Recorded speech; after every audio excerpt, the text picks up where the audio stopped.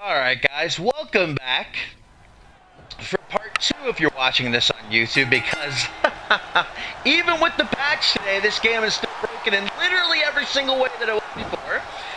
But hopefully the show will continue on uninterrupted from here on out as we resume our progress. It is the debut of MASOA KAGE here in CMV, coming from RJPW, the same company based out of Japan that brought us Matsuda Tanaka 2 years ago. Where's he, I wonder, by the way?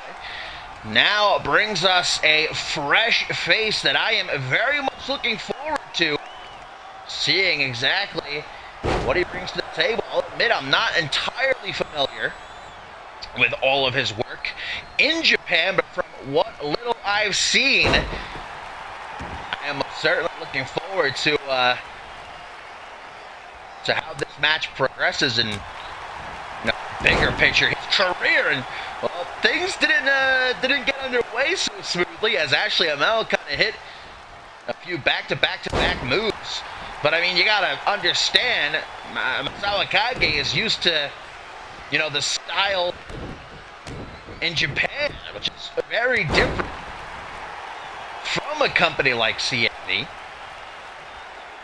Very diverse, given that fact. Luchadors and strong style high flyers like Ashley Amell, mat-based wrestlers, strikers.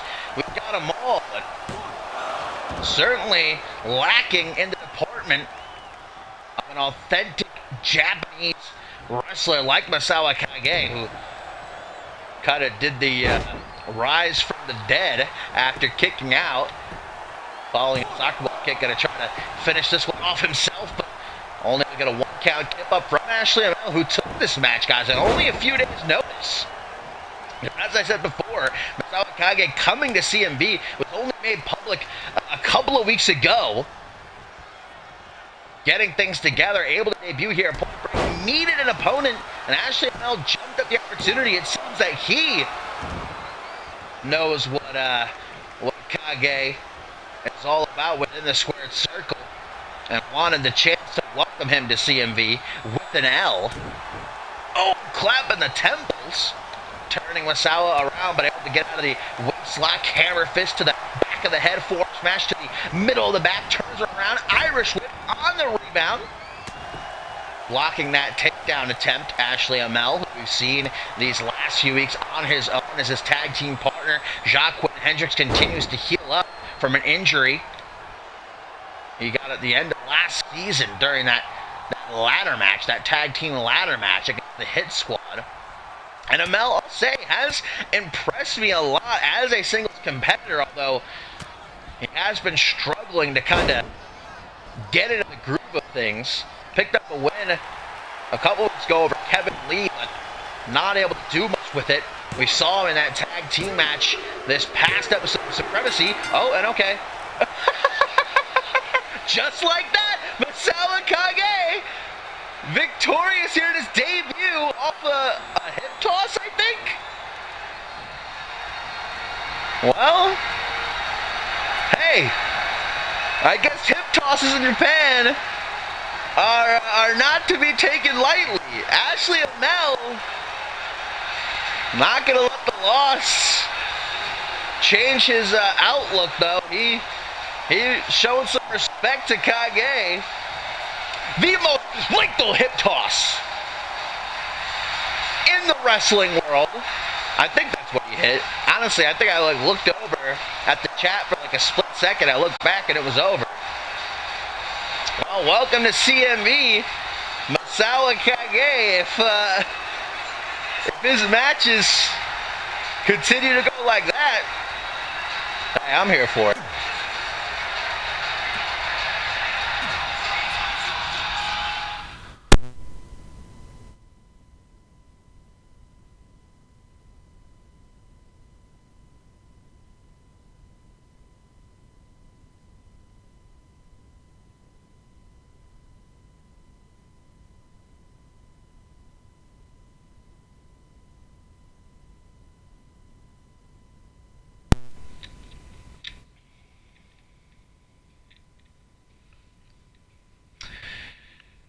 And back into the championship realm we jump.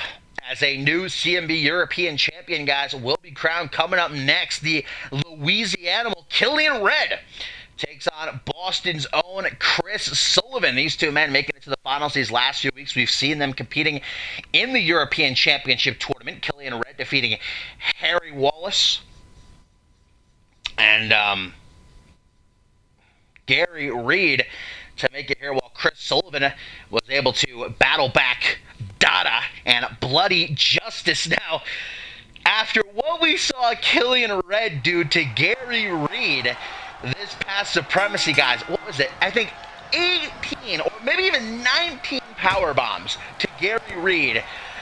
It was something to see. And as I'm talking about power bombs, here we go. KILLIAN Red wasting no time, hardly 30 seconds into the match. Oh, but Chris Sullivan, I think he watched that Gary Reed match, guys, and he wants absolutely nothing to do with those power bombs that KILLIAN Red has within his arsenal.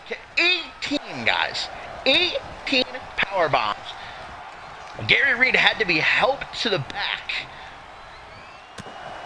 And hearing reports from the medical crew, it seems like Reed may be out for the next couple of weeks, and I'm not at all surprised. If Chris Sullivan wants to stay off the shelf, it would be wise, and it's looking like he is so far, to keep KILLIAN Red grounded, going to the top rope. Chris Sullivan gonna go, oh! High through the air with that elbow drop. Picture perfect execution as he goes for a discus forward smash, turning right into that punch. And now a knee to the bridge of the nose. KILLIAN Red ain't in that ring right now with any Johnson Joseph. You know, that's Chris Sullivan, a part of the inaugural Trios Champions, a two-time Trios champion, as well as the last ever United States champion before, of course, Robert Cross revived the title and is now the current holder. We'll see him later on tonight against Chris Diamond. No holds barred, baby. And here we go. KILLIAN Red, falling powerbomb to the former Unified Tag Team Champion as well. But KILLIAN Red, they're very few times we've seen him in CMV over these last few years, man. I look at that. In his debut, his very first appearance in CMV 3 years ago, he set the record for most time in a Royal Rumble match. And after that appearance, he disappeared for 2 years. Showed back up last season for a split second. I think he might have had one match and a house show. And then he took his ball and went home. But it seems like KILLIAN Red is now here to stay. The Louisiana has blasted through this European Championship tournament after putting on Match of the Year candidate against Bloody Justice at Shake Up. I don't think we'll ever forget that hardcore match he and Bloody Justice had. And even though he came up short there, KILLIAN Red did not let it slow him down. He is barreling full force towards that European Championship. Chris Sullivan is standing in his way, though. Nice Hurricane Rana by the vet. As we get a sunset flip powerbomb by Red. Yes, your eyes do not deceive you. KILLIAN Red, who stands, gotta be 6'5", 6'6", gotta be near 300 pounds, just did a sunset flip powerbomb. It is a variation of a powerbomb, though, so can you really be that surprised? This man can hit a powerbomb from any freaking place. It doesn't matter if it's off the canvas like we just saw right there. It doesn't matter if it's off the ropes, off the top rope, onto the apron, man. This guy can hit powerbombs in ways that you can't even imagine. He hit me with a powerbomb in my nightmare the other week. Chris Sullivan, very confident in himself, though, not showing any fear, standing face to face with the Louisiana Animals, just eating these drop kicks and getting back up. There we go, a nice crossbody, finally going to keep him down for longer than a couple of seconds. Hooks the leg, Chris Sullivan, are we looking at the new European champion? No, KILLIAN Red with a very close kick out, and as Chris Sullivan sulks, KILLIAN Red is already back to his feet, walks right into a kick to the gut, and a pile driver, old school. Hooks the leg again, 1, 2, no. KILLIAN Red continues to defy Chris Sullivan, the European Championship.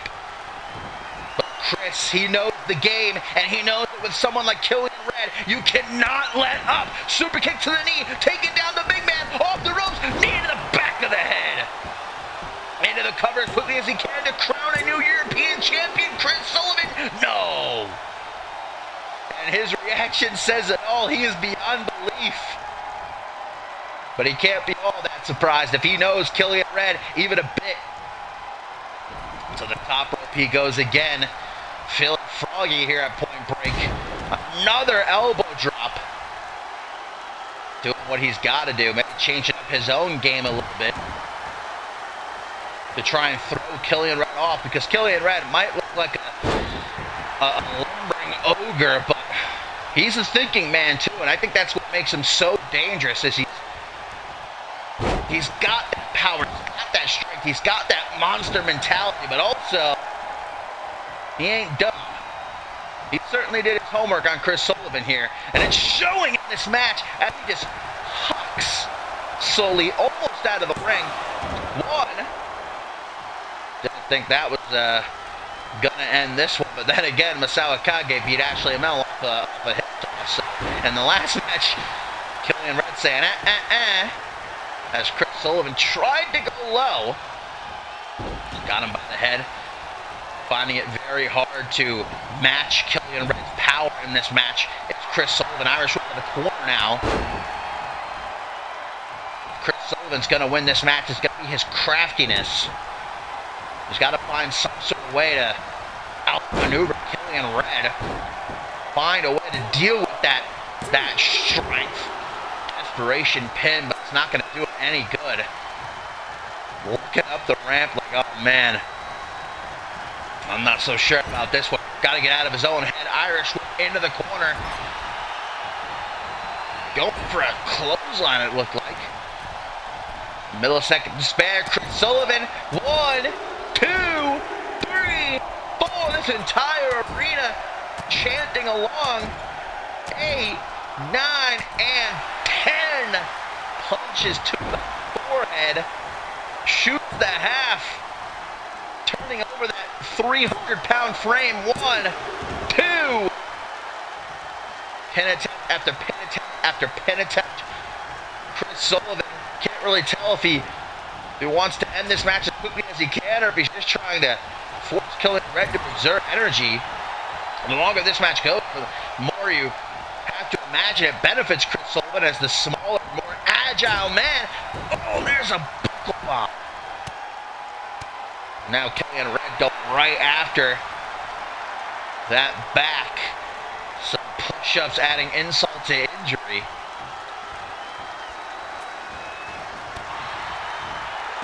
Sullivan hastily evading the Louisianimal as best he can. One-handed bulldog stomped down onto the arm, targeting the shoulder. Maybe trying to stop Killian Red from hitting any more power bombs. You take out that arm, take out a big part of Killian Red's arsenal, maybe 90% of it. If Killian Red can't hit any power bombs, I mean, he doesn't have much more in his back catalog. He'll have to think of something on the fly. Those power bombs have really been his bread and butter this last month. Oh, that just pissed him off, it would seem. Says, stop messing with my arms. There's one thing you don't want to do, it's get on the bad side of someone like Killian Red. Reels him in for DDT. Chris Sullivan remaining confident in himself, but will that be enough? Hang on a sec. Is he going to do what I think he's going to do? Is he about to take a page out of Killian Red's playbook? I think he is. Chris Sullivan, powerbomb onto the apron. And there you go. A taste of his own medicine. The fans chanting, this is also Killian Red, as if it was a feather, lightly tickling his lower back. Already back to his feet, smashing Chris Sullivan into the apron.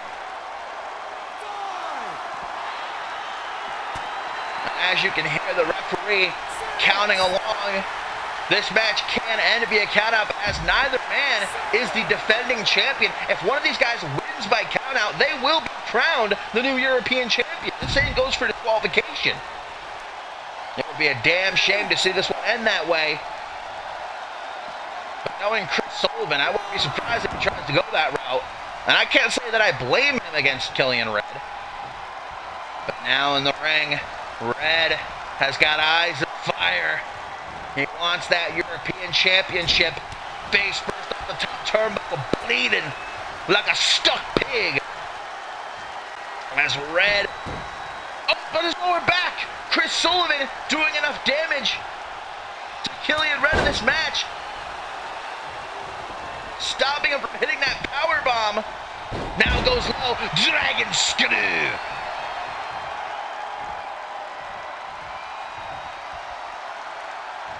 Slowly but surely, Chris Sullivan getting a handle on Killian Red. Straight kick to the side of the head. Picks him up at his own pace. Is this a wise move, though? Another kick gets blocked by Killian Red. He saw it coming that time. But you can tell this match is starting to wear down Killian Red. He's moving a lot slower, drenched in sweat. Chris Sullivan mocking the Louisiana form smash has little to no effect. That right hook took some out of Red, though, and an elbow right to the face with some steam behind it. Drop kick to the knee. Killian Red continuing to send it right back to Chris Sullivan. Now you want to chat that shit. Having his fun. These guys do have until the count of 20 to get back into the ring, with Killian Red at 6. Resumes the fun within the squared circle. Fun for him, that is. Not so much for Chris Sullivan. Hanging out of those ropes, though. And man, Chris should know better than this. As a veteran of that CMV ring, as a multi-time champion. All the weight of Killian Red used like a battering ram. Uh-oh, not another knee. Boom! You're surprised it doesn't go right through Chris Sullivan's skull. Such velocity behind it. Irish whip to the corner. Coming up from behind. And that's something you don't want to hear. Killian Red coming up on you from behind. That rail-in DDT is doing wonders for Chris Sullivan in this match. Stopping Killian Red from escaping the ring. He's got the ropes, though. Luckily, Killian Red is able to kick out even with the rope assist, trying to cheat to win. Chris Sullivan do whatever he's got to do in this match to leave as European champion. Oh no! Power bomb! And again! 2 for the price of 3, baby.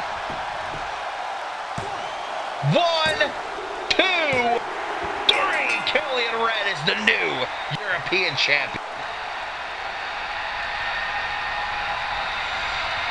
Oh, and look at that cut. I guess it was Killian Red who got busted open rather than Chris Sullivan. That is a nasty gash over his eyebrow, but nonetheless, Killian Red, the new European champion, as Chris Sullivan hangs his head. He's got nothing to be ashamed of, though. He brought the fight, a better fight than I think many men would have against someone the caliber of Killian Red.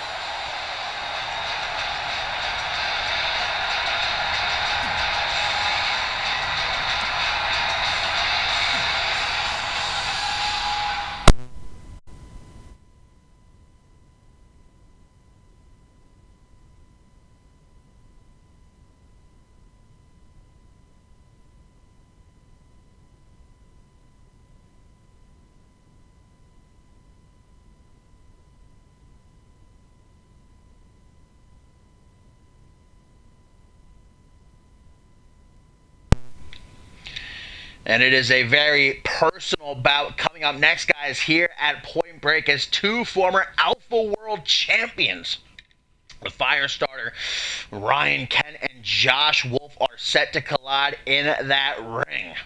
Now, this history between these two stretches back to 3 years ago, as Wolf was so keen to remind us this past episode of Crossfire, bringing up the footage when Josh Wolf was but a rookie here in CMV.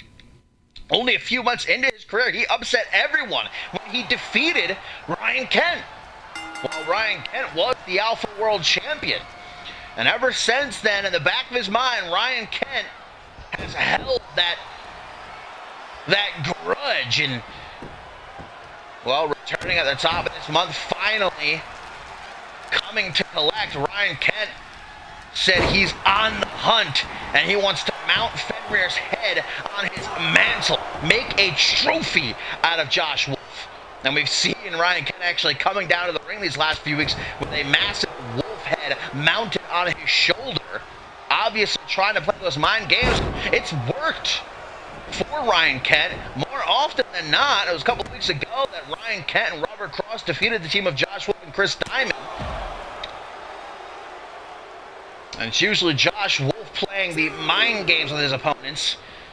But Ryan Kent has definitely switched it up on Wolf, and we'll see if it pays off once and for all here tonight. But Wolf said just a few days ago, things are going to play out exactly how they did 3 years ago. I was young, I was naive, and I still beat you back then. Now I'm 10 times better, and the result will be the same. Ryan Kent may have something to say about that.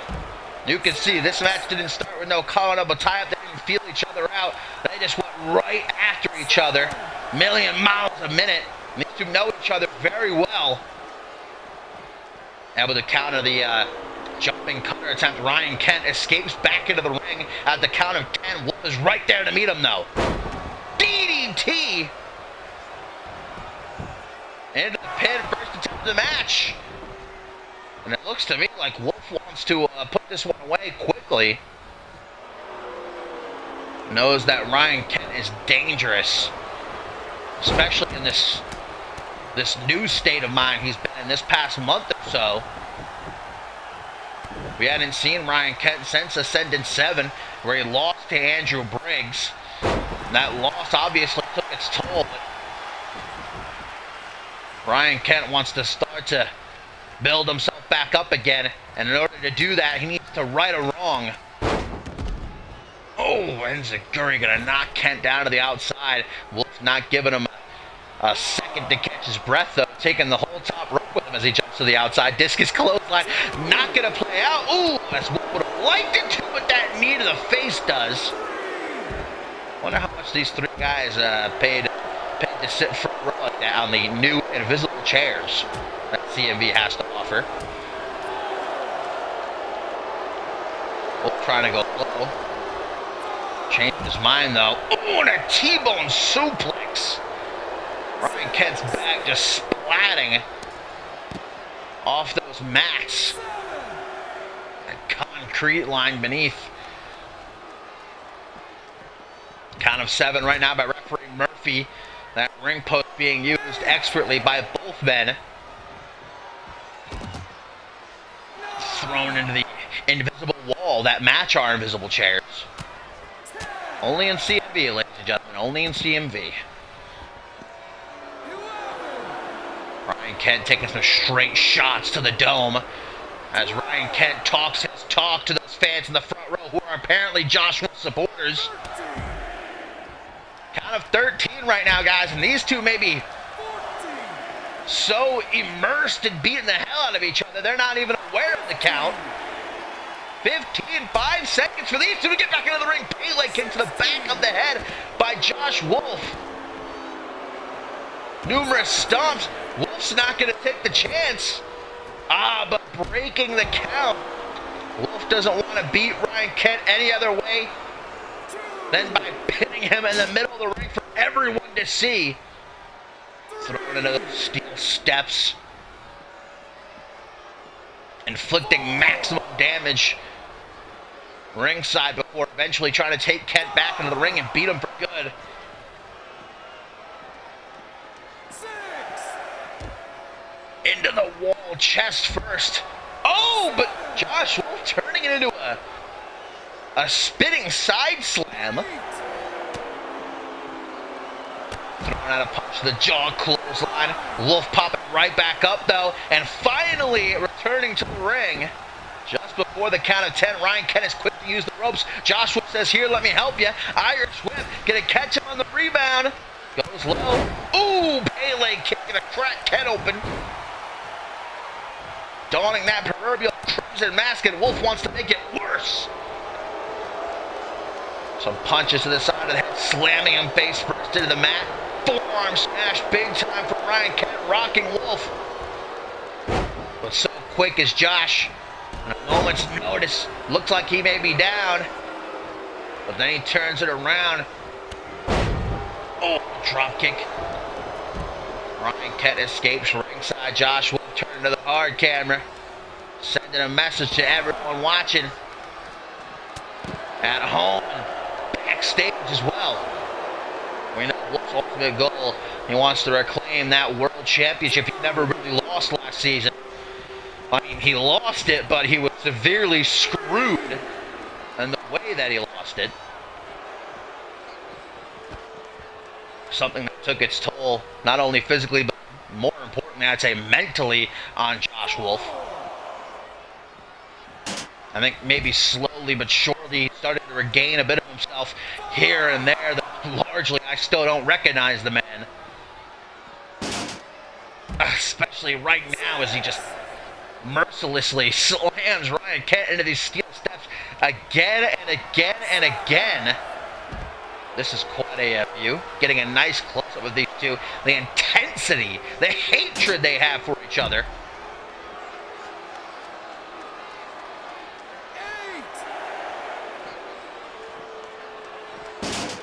Just back and forth they go, taking their turns.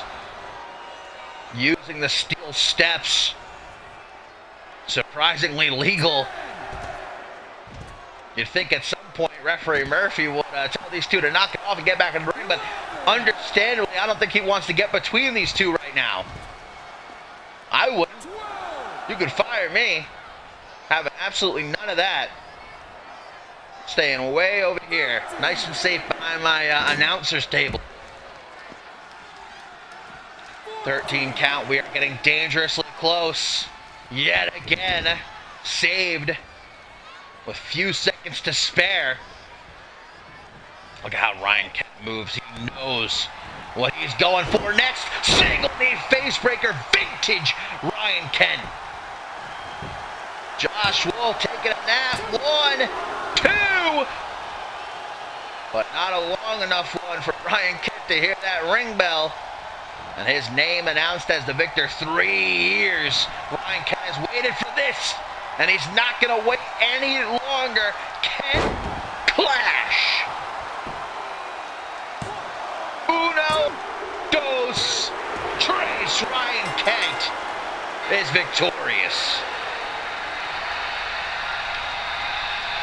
A fight is what we just witnessed between these two men. The furthest thing from a match. Beat the piss out of each other for a good 8-10 minutes. But Ryan Kent in the end, bloodied and all, after 3 years gets his win back.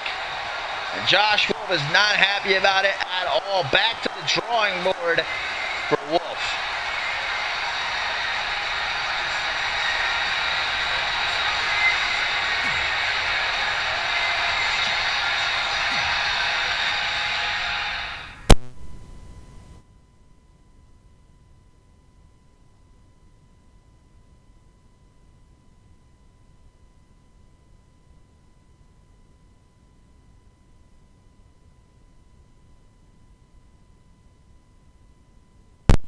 My fine feathered friends, we are deep into Point Break, and we have still got so much to look forward to, including what's coming up next. Triple threat match for the Zero G Championship.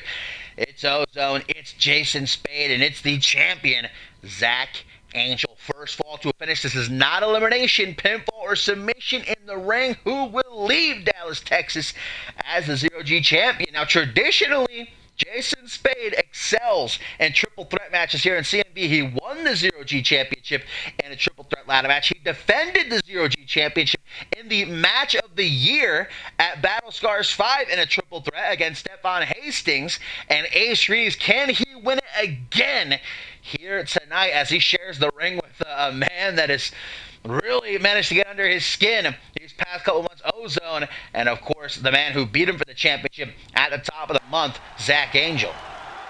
Jason Spade and Ozone coming off a hell of a match, one of the better matches we've seen this season. This past episode of Crossfire, it was Ozone who emerged victorious, but it really could have gone either way. And Jason Spade, gave Ozone his props, but here tonight at Point Break, the result, he says, will be different. Could he become the first ever two-time ZOG champion, delivering a Superman punch to both men out of the gate? Jason Spade gets off a couple of elbows. Nice takedown by Ozone. It's kind of like between Ozone and Jason Spade, anything you can do, I can do better. Seeing who can take a bigger chunk out of Zach Angel in the opening parts of this triple threat. Maybe gonna work together? No, I didn't think so. I was gonna say, that would shock me. That would be a shocker. Zach Angel's first defense coming in a triple threat. That is certainly tough. Doesn't even have to be involved in decision. Doesn't have to be pinned. Doesn't have to be submitted to lose his championship. Zach Angel, who talked his talk, though, he issued the challenge to Jason Spade at the top of the month. Well, Spade was given the opportunity by General Manager of Crossfire, Ken Donahue, to choose his opponent for the inaugural episode of Crossfire. He chose Zach Angel. And at the end, Angel came out on top. Not once, but twice Angel has gotten the better of Jason Spade this last month. Spade's had just about enough of it, I think. Wants to win when it matters the most here at Point Break with the championship on the line, spinning Ozone around. It would probably feel really good for Spade to beat Ozone to win his title back. Meanwhile, Ozone is looking for his first taste of championship gold. Debuted towards the end of last season to much fanfare. The masked Daredevil, though, after that whippersnapper, maybe the one to get taken out. Did you see Zach Angel waving to the hard camera as he was pinning Ozone? That was a bit cocky. Didn't do him much good in the end either. Ozone, sensing that Jason Spade is behind him, turning his attention to the former champion, snapmare, soccer ball, kicking and knee to the face. Will history repeat itself for Jason Spade right now, taking a quick rest on the outside, which is always a good strategy in a match like this. Let your opponents beat the hell out of each other, but Spade also has to be careful. A pinfall, a submission can go down in the blink of an eye, man. A moment's notice, this one can be over. Remember, it's not elimination. This is first fall to a finish, first pin, first submission in the ring. One of these men will leave Point Break ZOG champion. We've already had 3 new champions crowned here tonight. Will the trend continue? Some headbutts from Zach Angel. Ozone didn't see Jason Spade on his 6th Hurricane Rana, spiking Angel, busting him open, and Spade to become a 2-time ZOG champion, but it is not to be. Not yet, at least. Oh, I think he's going for Zach Angel, but inadvertently hitting Ozone instead with that knee to the face. Not that I think he minds it very much. Leg drop by Angel. Now taking Spade by the shoulder, lays him out, gets that kick. Jason Spade, even on his back, is a dangerous man. Oh, wait a minute! Spade! Collar City clutch! Collar City clutch by Spade! Ozone in the middle of the ring, nowhere to go! Zach Angel's down on the outside, can Spade do it? Will Spade become a 2-time ZOG champion? No, Ozone is able to turn himself over, knee to the back of the head, and a punch to the face. But now Angel out of nowhere! Angel's got the sigil! The sigil! The sigil! Ozone escapes one submission just to get caught in another. Jason Spade reluctantly saving him. Double knees to the back. And I think Ozone taken out for the time being. This is prime opening for Angel, for Spade. Dropkick has Angel down in the drop zone, but Jason Spade opts to go for the pin instead, hoping that it'll be enough, but it is not. And Ozone back into the ring, attempts a stomp and threatens a punch, but then changes his target, goes for Angel, gets a German suplex. Spade's gonna let it happen. Why would he break it up? If he doesn't have to, turning Ozone inside out with that waist Lock lariat, dodges a knee, catches the kick. Angel with the clothesline, and there goes Spade. Zack Angel to retain his Zero-G championship. Note that Ozone is hurting right now, but a drop kick. Trying to garner the support of these fans. They're on their feet. High octane Zero-G division action never failed to excite. What is Ozone doing here? Decapitation! Angel's head nearly ripped right off as he's pulled into the top rope. Here's Jason Spade slowly but surely using the apron to pull himself up. He ain't quitting. Jumping clothesline by Ozone. Zack Angel trapped in the corner, but Ozone caught off by the side by Spade, who drops with a reverse DDT. Ozone rolls to his feet, closing the distance on each other. Ozone has had enough of Jason Spade and his shit, choking him out, hitting him with a headbutt, goes low, clothesline. Angel is still out of it in the corner. Jason Spade's coming at him.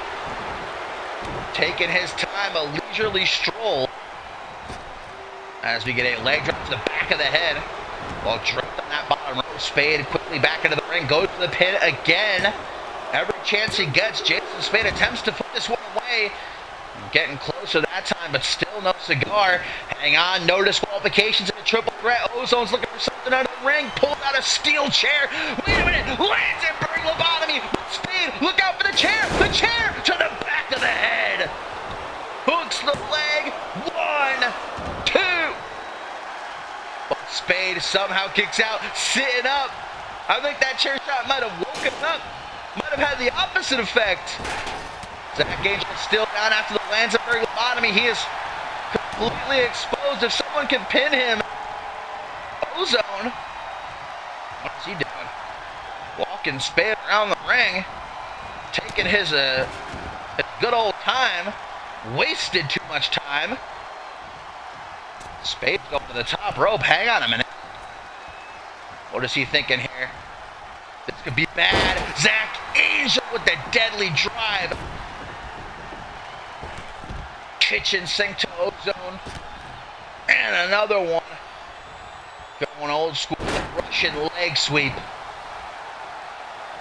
Into the corner, and we've seen this before from Zack Angel, the Zero-G champion. Gonna take Ozone's head off with that rolling heel kick. 1, 2, 3. 2.99999 for Ozone as Zack Angel seems to beside himself. Hang on, the sigil, Spade, can he break it up in time? No, Ozone reverses, getting right out of it. All three men in the ring, all three men bringing their A game, all three men beating the hell out of each other, all for the Zero-G championship. Ozone trying to run Jason Spade, but Zack Angel cutting him off with a DDT. And then a leg drop. Jason Spade just waiting in the wings, tries for a pin. Spade's like, oh, I'm going to let it happen. Rethought that. Remember, it is an elimination. Both men going for kicks. Zack Angel the quicker. Backslide driver. And Angel's the only man standing, the champion. Liking his odds right now, but he took too much time playing around. Spade made him pay for it. What is Spade doing here? Dragging Angel next to Ozone, trying to go after his legs. Clothesline. One more time. Off the ropes. Calf kick. Jason Spade seeing white. Ozone turns around. Zack Angel gets a forearm smash. You're a Nagi by the Masked Daredevil with some real oomph behind it, man.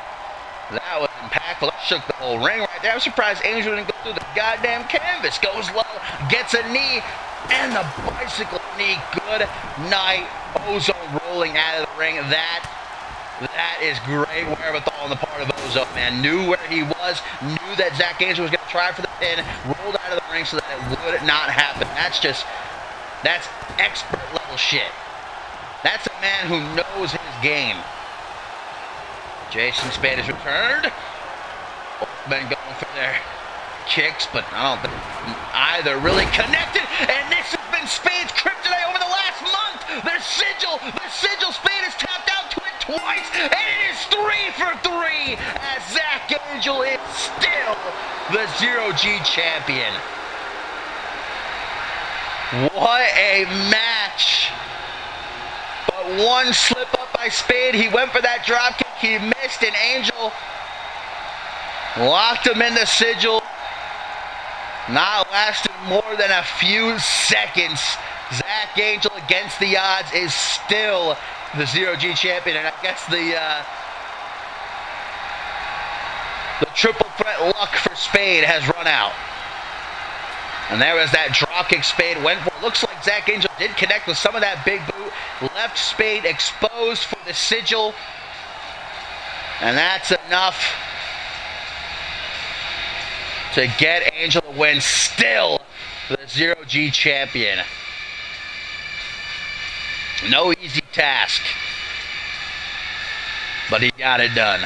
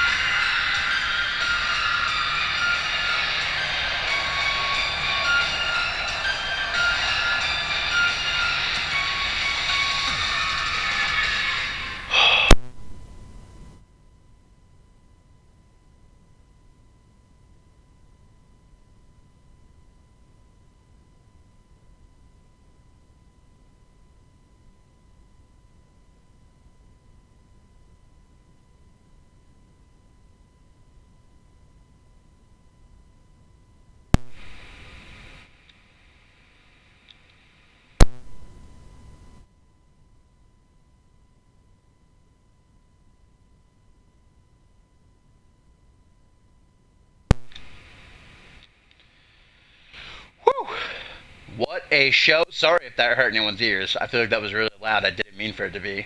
Anyone wearing headphones, I apologize. But it has been a hell of a show so far, guys, and we've still got a ton to look forward to, including that last man standing match between Subject Zero and Quantum, the tag team match, global champion Hayden and Adam Richards taking on Ace Reeves and Randy Borton. And let's not forget our main event, can Bob Luger do the impossible when he challenges Chris Proudfoot for the undisputed World Heavyweight Championship? But coming up next, it is a match we were supposed to see at the top of the month, the season premiere of Supremacy. George King taking on the debuting Chris Danger, but George King pulled the rug out for everyone, including Danger, when he substituted himself with one of his knights, Joe Dirt. In the end, Chris Danger came out victorious, but he still wanted that match with George King, the former world champion. So Danger challenged King to a match here at Point Break. King responded by beating down Chris Danger with the support of the rest of the kingdom and accepting the fight. Danger was out for a week, but was able to return this past episode of Supremacy tag team action against Max Ryder and Joe Dirt. But, well, Chris Danger didn't even get tagged in. The Kingdom made quick work of Danger's partner, Ashley Amell. So one has to wonder if Chris Danger is still feeling the effects of that beatdown. We didn't really get to see his condition earlier this week on Supremacy. And so far, George King is having his way with Danger. Up on the shoulders, out of a flapjack. George King has been ruthless this season. A great victory over Randy Orton during Winterfest. He and the Kingdom taking no prisoners. George King and his mission to reclaim the World Championship that he lost at Ascendance. Not allowing anyone to stand in his way, and that includes someone like Chris Danger. After years of speculation, finally made it here to CMV. Snapping a leg off to the side. And I'm sure he was looking forward to having a high caliber opponent like George King in his debut, but as King usually does, abides by his own rules. Refers to everyone that's not himself as a peasant. Not worthy of kissing his boots. Really lives up to that King name of his. Misses the knee, does Danger. George King able to collect himself, suplex overhead. The power of George King has dominated this match since the bell rang. Danger using the ropes to pick himself up, but George King, not a patient man. George King's able to win this match here tonight. It's going to be hard to argue that he doesn't deserve a rematch for the World Championship. Never got his rematch. Remember, he lost the title out of sight to PJ Moon, and then Chris Proudfoot immediately cashed in Money in the Bank to win the title off of Moon. So King was kind of lost in the shuffle. He did get his rematch, I should say, at Battle Scars in the Thy Kingdom Come match. So I'm actually dead wrong. But that loss has really stuck with George King these past couple of months. He's not the kind of guy that likes to be embarrassed. I don't really think anybody likes to be embarrassed, but most people can kind of shake it off and move on with their lives. Not George King. He's obsessed with getting that World Championship back. Beating Chris Proudfoot for it would be the cherry on top. And these punches to the midsection, man. Looks like George King stabbing Chris Danger over and over again. One. That's all he's going to get. Chris Danger shoots up. Coming up from behind. Threatens that punch. Probably should have gone for it. Put up on the top rope. The danger zone, if you will. Massive arm drag by King. Plummeting down to the canvas, man. Back of Chris Danger's head smacking off the canvas. George King has done a phenomenal job, you have to admit, this past month of putting himself in the driver's seat against Chris Danger. First the mind games, substituting himself with Joe Dirt, then the beatdown. He's done everything he possibly can to give himself the advantage heading into this match, man, and it has worked. This has been virtually one-sided. Another pinfall attempt. 1, 2, but as much as George King tries, he can't keep Danger down. Keeps on rising up again. Goes for a kick, caught though by King. Oh, and there's a knee for you.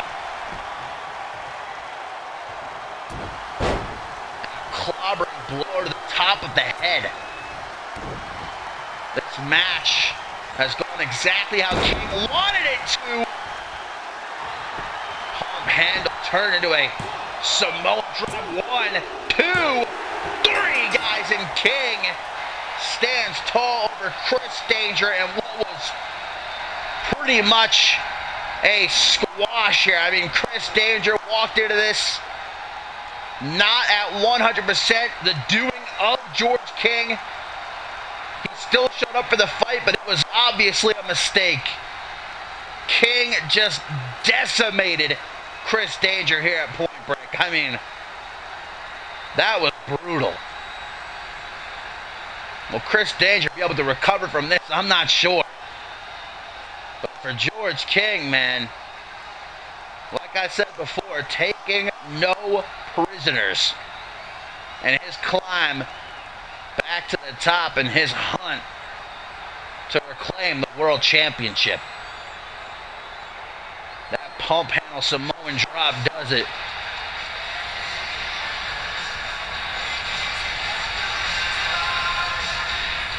That is a game plan coming to fruition 100%. I can't say that I like to see it, but I will say George King is not a man to be trifled with.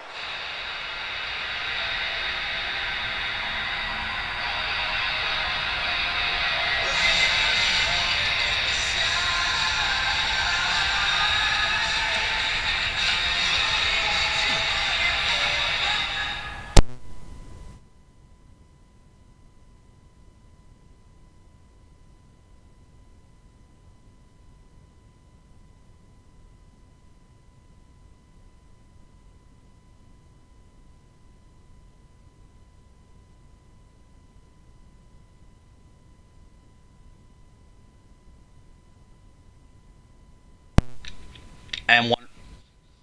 Oops, sorry about that. Hang on one sec.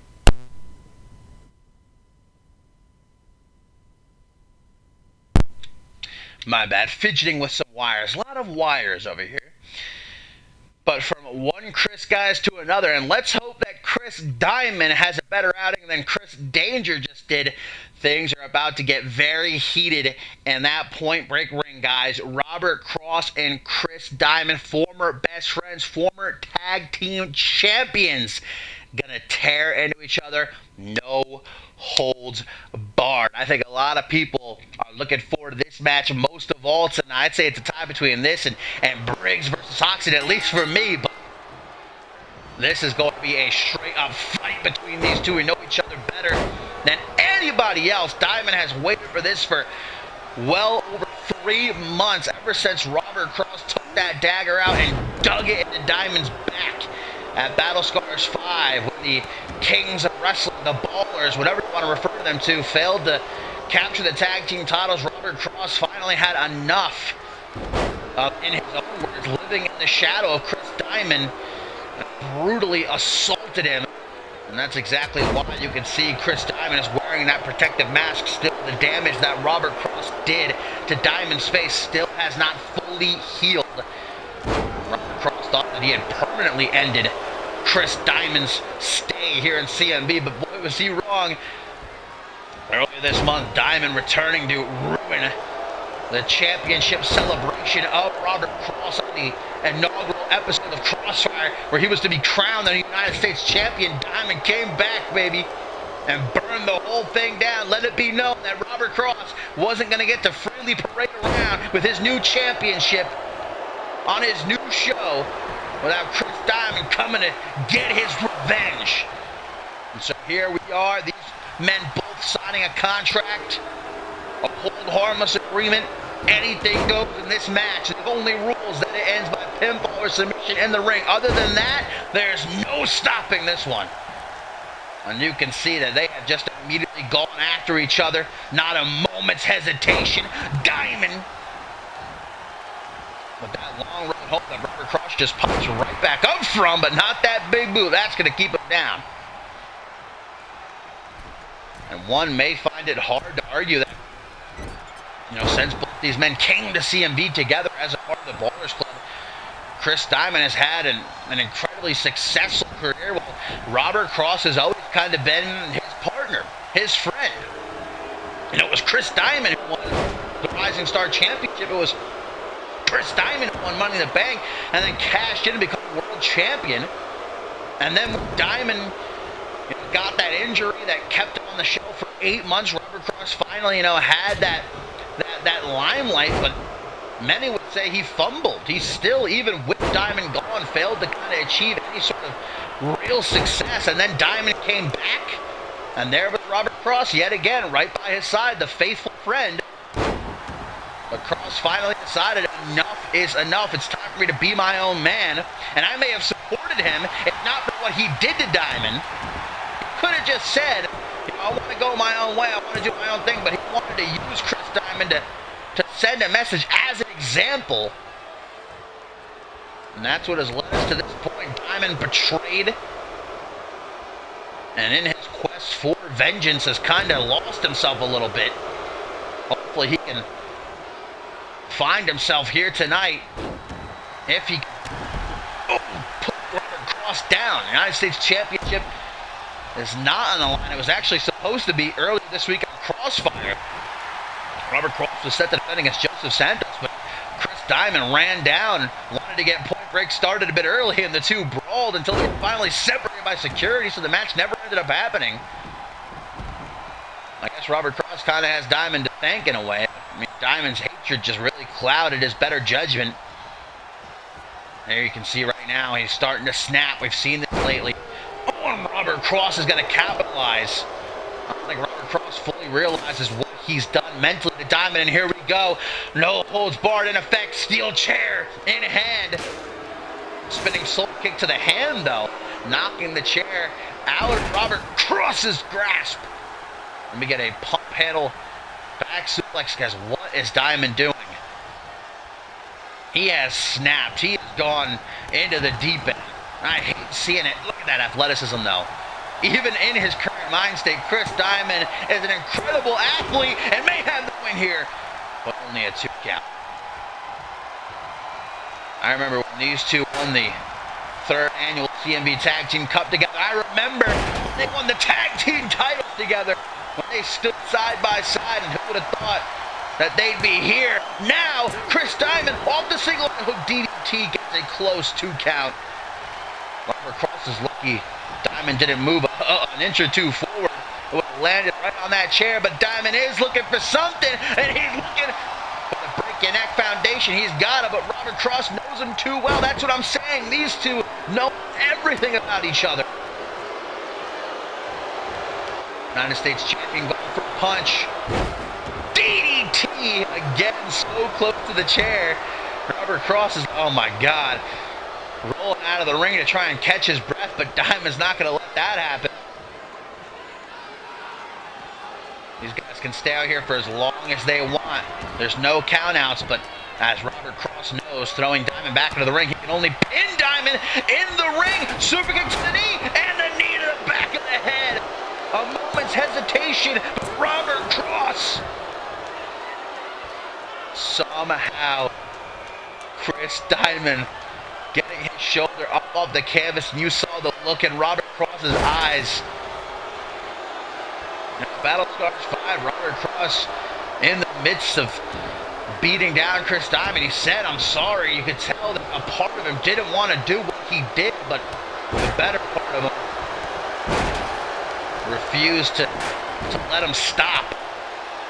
Chris Diamond, when he gets going like this, baby, the fans on their feet, giving him their energy. He's a hard motherfucker to stop. But if anybody knows how to stop him, it's going to be Robert Cross. And Robert Cross did pin Chris Diamond a couple weeks ago in that tag team match. Barrage of elbows from Diamond. Stops at the 3rd. Oh, and just rakes the eye with his boot. 1, 2. That was very close. Diamond even argued with Everett Murphy. He thought that was the 3 for sure. I mean, stop it in someone's eye. And there's a discus knee. 1, 2, 3. Chris Diamond finally getting some reprieve. And look out as he falls down to 1 knee, face to face with Cross. And at the same time, it has to feel so good for Chris Diamond to get this win. There's also got to be a part of him that hated doing it. And you can see as he just hovers over Robert Cross, who's still unconscious. He didn't want to have to do this, but he knew that he had to. Chris Diamond with the discus knee. Shades of a man he knows very well in PJ Moon. Point Break sees Chris Diamond finally set free from his wrath.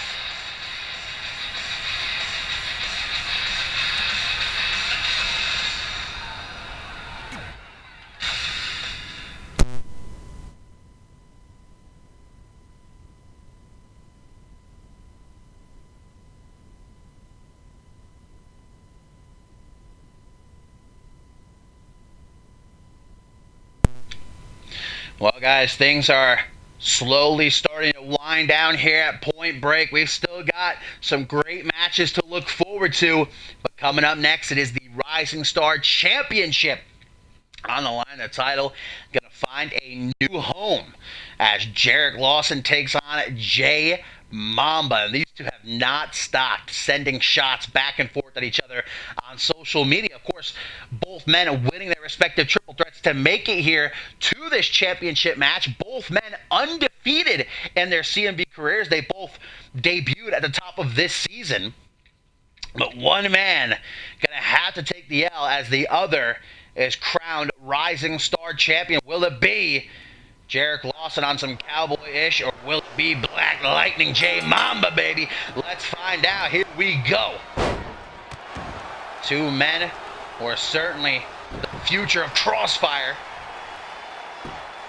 but only one of them can take that first big step here tonight at Point Break. Jarek Lawson is starting on a hot note. go for the pin already. This could be a record-setting match, but kick out at one by Mamba. Gets out of the way of that drop kick to the back of the head. Oh, and a super kick. Quickly changing the complexion of this one. Lawson not having control for very long as we get a back suplex. And Mamba feeling good about himself. Nothing wrong with having some confidence. Let's just hope that it doesn't pollute Mamba's ability to stay focused. Punch the face out of a headlock in the corner. As I said before, both these men trying to play mind games with the other these last couple of weeks on social media have not stopped talking that trash. Now it's time to finally back it up. And it's a tough one to call indeed because, as I said, both men are currently undefeated. Jay Mamba's coming off a win over the Zero G champion earlier this week. He beat Zack Angel. Only the second man to ever do so. Jarek Lawson, though, I gotta say, has really impressed me. Not that Jay Mamba has it, but Jarek Lawson in that ring has shown time and time again that he has what it takes to get ish done. And look at that. That innovative offense used on the top rope to target the arm of Jay Mamba. Oh, and a double open palm strike to the midsection. Follows it up with double knees to the face and an elbow drop, all coming together so smoothly. Form smash has Mamba down in the corner. Jay Mamba thrives in the air. Calls himself Black Lightning for a reason. Whether it's off the top rope, whether it's springboard, doesn't matter. So long as he's flying. Jarek Lawson's done a very good job so far of making sure that Mamba can't really get going. There we get a drop kick. Standing shooting star press. That's what I'm talking about. Lawson kipping up out of it. Forearm smash to the chest. Gonna back Mamba into the corner. Don't get it twisted though. You might look at someone like Jarek Lawson and think that he doesn't have what it takes to rival someone with the athletic ability of Jay Mamba, but he does. He's surprising me. I said it in his last match, I think. He was freaking doing flip shoes going off the top. I did not see it coming, but Jarek Lawson, well versed in his craft, every aspect. Northern Light suplex by Lawson, who had the Rising Star Championship well in hand. Mamba got to turn this one around sooner rather than later, I'd say. Turn him around. Got to put him up on that top rope. This is not going to be pretty. Jarek Lawson with a back suplex from the high rank district. You just see the way that Mamba landed on his neck, but it wasn't a soft landing for Lawson either. Took some out of himself as well. What the hell is he doing? Jarek Lawson. Irish whip from one side of the ring to the other. European uppercut gets an elbow to the side of the head. Seeing stars as Mamba leaps out for that Enzu lariat. Hang on a minute, Mamba! What's he doing? Lawson turning around. He can't keep himself on his own 2 feet. Misses the Shining Wizard. Heel kick to the back of the head. Shoots the half. Mamba, does he have it? 1, 2, no, Lawson. Not giving it up so easy. But Mamba not going to leave him much of a choice. The butterfly gutbuster Black Lightning strikes here at Point Break, middle of the ring. Uno, dos. No trace? No trace? Mamba's looking around. He can't believe it, but he better start to believe. Lawson remaining resilient. Sent into the corner. The Cowboy gets turned around. Mamba across the ring, building up a head full of steam. Drop kick, and the back of Lawson's head ricocheting off that middle turnbuckle. Goes low. Lawson's ready for it. He saw it coming. Those reflex is coming into play as Lawson tries for a right hook. Misses the enziguri double axe handle. Gonna floor Mamba as a roar is let out by Jarek Lawson, psyching himself up. European uppercut. Now an Irish whip to the corner. Lawson this time a bit slower, a bit more methodical in his approach, but there ain't no party. Look at uppercut party, because uppercut party don't stop. Lawson's rallying. These fans are here for it. These two young men leaving everything in that ring to be crowned the new Rising Star champion. Out of the corner, Mamba on spaghetti legs. Lawson off the ropes with a drop kick, but a kip up. Just when you think Mamba's down for good. Into the corner again. Here comes the European uppercut, just another one. But Mamba still ready for it. German suplex. With a wicked landing. These European uppercuts not stopping, man. It's got an infinite supply, it would seem. Spinning soul kick. We know what Jarek Lawson's looking for, man. He wants that spirit bomb. Nobody has kicked out of it yet. Again, targeting the arm. Jarek Lawson knows what he's doing. If he takes out Mamba's arm, Mamba can't get Jarek Lawson up for that butterfly gut buster. Elbow to the side of the head, gonna rock Mamba for just a second. It's long enough for Lawson to take him down with a crucifix driver. Stomp to the back of the head. And a rake across the forehead, busting Mamba open. Mamba does not look hot right now, guys. Slammed face first in the middle of the ring with that running bulldog. Jarek Lawson having his way at the moment. And if it keeps up, we're looking at the next Rising Star champion. Mamba has not disappointed yet, and he's not looking to start tonight. Butterfly gut buster connects a second time. 1, 2. What the hell? Mamba is furious, slamming the canvas. But what did he expect? Super kick to the knee. Oh, there's a shot to the back of the head. Lawson wise to the bottom rope, escapes to the outside. Mamba appreciating the support of these fans, keeping him going in this match. We play the in and out game. Jarek Lawson ready to greet Mamba. Irish whip. These two young men trying to steal the show at point break. Ooh, chop block. See the way that Mamba crumpled under his own weight, and that's all the opening that Jarek Lawson needs, baby. Some real cowboyish. Will we get the spirit bomb? No, counter. Wait a minute. Oh, what a Pele kick. Good night. Mamba not content, though. Gonna go for another knee to the back of the head. Oh. Looks like he's having some trouble. Getting off the ropes. There we go. It took him a minute. He got there.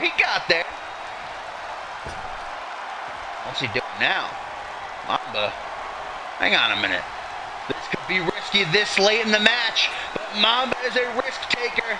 Caution to the wind. And it backfires. Try for the European uppercut. And just like that, Lawson may have him. Or maybe not. Another kick to the knee. Another knee to the back of the head. See the blood from under the hairline of Jay Mamba, wearing his wounds of war. Mamba, though, off the ropes, over the top plancha, all of his way down onto the face of Jarek Lawson. Guys, I'm going to say it right now. This has been the match of the night so far. I mean, we still got a bunch to look forward to. Certainly some matches that could very well upstage this one, but I don't know. This has been phenomenal. For the Rising Star Championship. Both men unbeaten. Neither willing to lose. Mamba to the corner. He hit this earlier in the match. It wasn't enough. But maybe this time. Mamba. Oh, Lawson. He had it scouted. He was ready for it this time.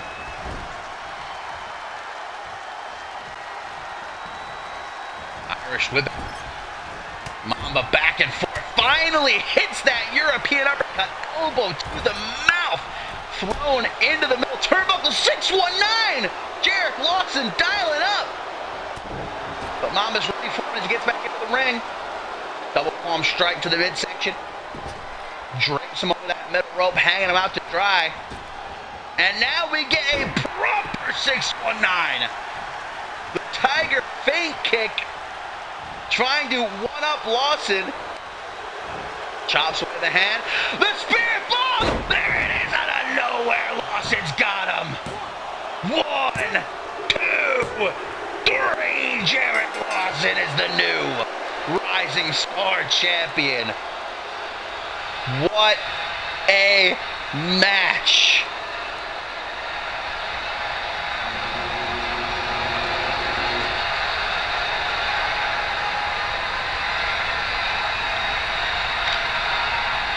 Jarek Lawson gets a sliver of an opening for that spirit bomb.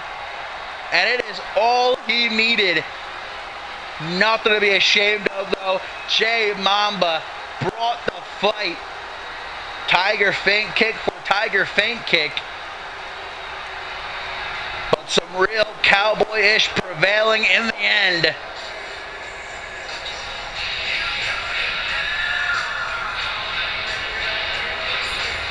Jarek Lawson, baby. Still unbeaten and the new Rising Star Champion.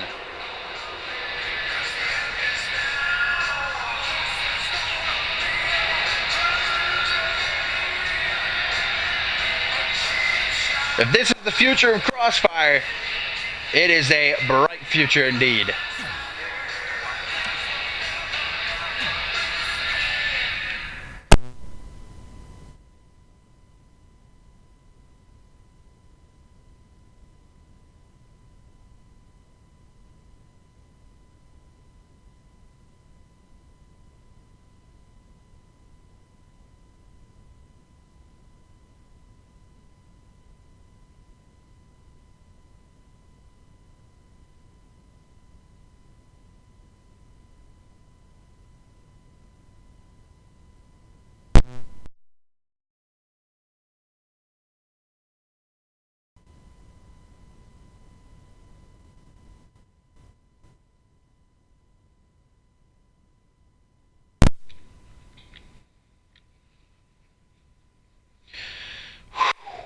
Guys, I gotta say, it has been a great show so far.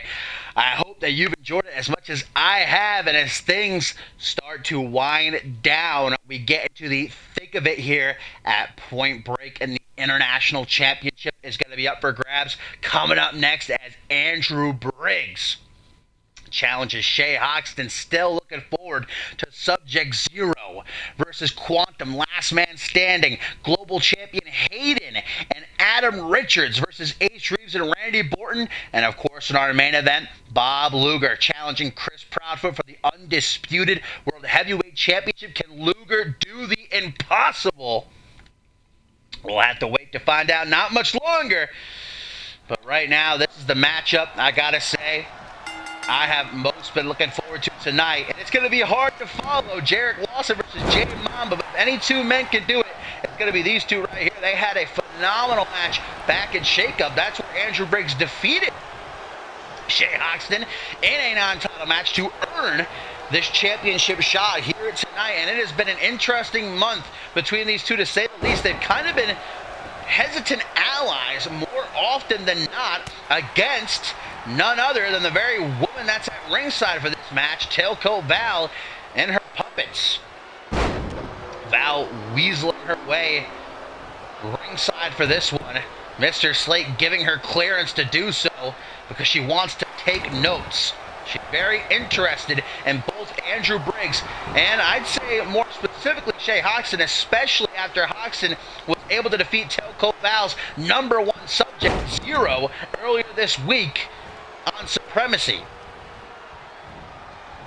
And so take notes she shall, but let's just hope that she doesn't try to get involved.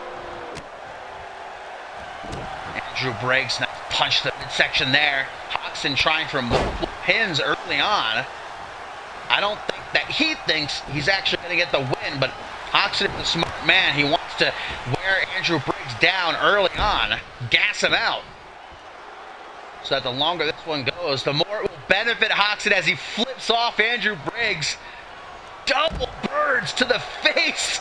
And in response, Andrew Briggs taking him to the outside with a superplex. And a bow by Hoxton after the drop toe hold. As champion, Hoxton does have a champion's advantage. He can retain on a count-out or disqualification as referee Murphy begins his count. We know the history between Murphy and Shay Hoxton. Early on in Hoxton's CMV career, he won the Anarchy Championship via some nefarious means that Murphy was involved in. Murphy actually had his referee license suspended for quite a while before finally earning it back. Lately, Murphy's been very straight and narrow, so let's hope that it stays this way. Earlier this week, Hoxton gave us some insight into his history as a champion, even going outside of CMV. Considers himself to be a world champion. And he says that it's not a bet, it's a guarantee he will leave Point Break as international champion. But if things go the way they did at Shake Up, Andrew Briggs gonna have something to say about that. We're at a count of 12 right now, only have until 20 to get back into the ring. And if I know Hoxton, and I do pretty well, I think I know what he's trying to do right here. 15. Full mount punches followed by a slap, guys. 15 count. Hoxton. Wait. What? Wait a minute. Shay Hoxton just threw Andrew Briggs into Tel Koval, and referee Murphy rang for the bell. You gotta be fun, Murphy. You son of a bitch. Referee Murphy is calling for the bell, guys. This one's over. Shay Hoxton, the victor by disqualification. What the? How? How does that make sense? Andrew Briggs barely grazed Tel Koval. I knew as soon as Murphy was assigned this match that it was too suspicious. What the hell? You have got to be kidding me. Shay Hoxton still the international champion via disqualification here. Oh, now I'm just in a foul mood. What can you expect, though, when Shay Hoxton and Murphy are involved? And not to mention Tel Koval. Andrew Briggs has got to be furious. Just about as furious as I am, I'm sure. Bullshit.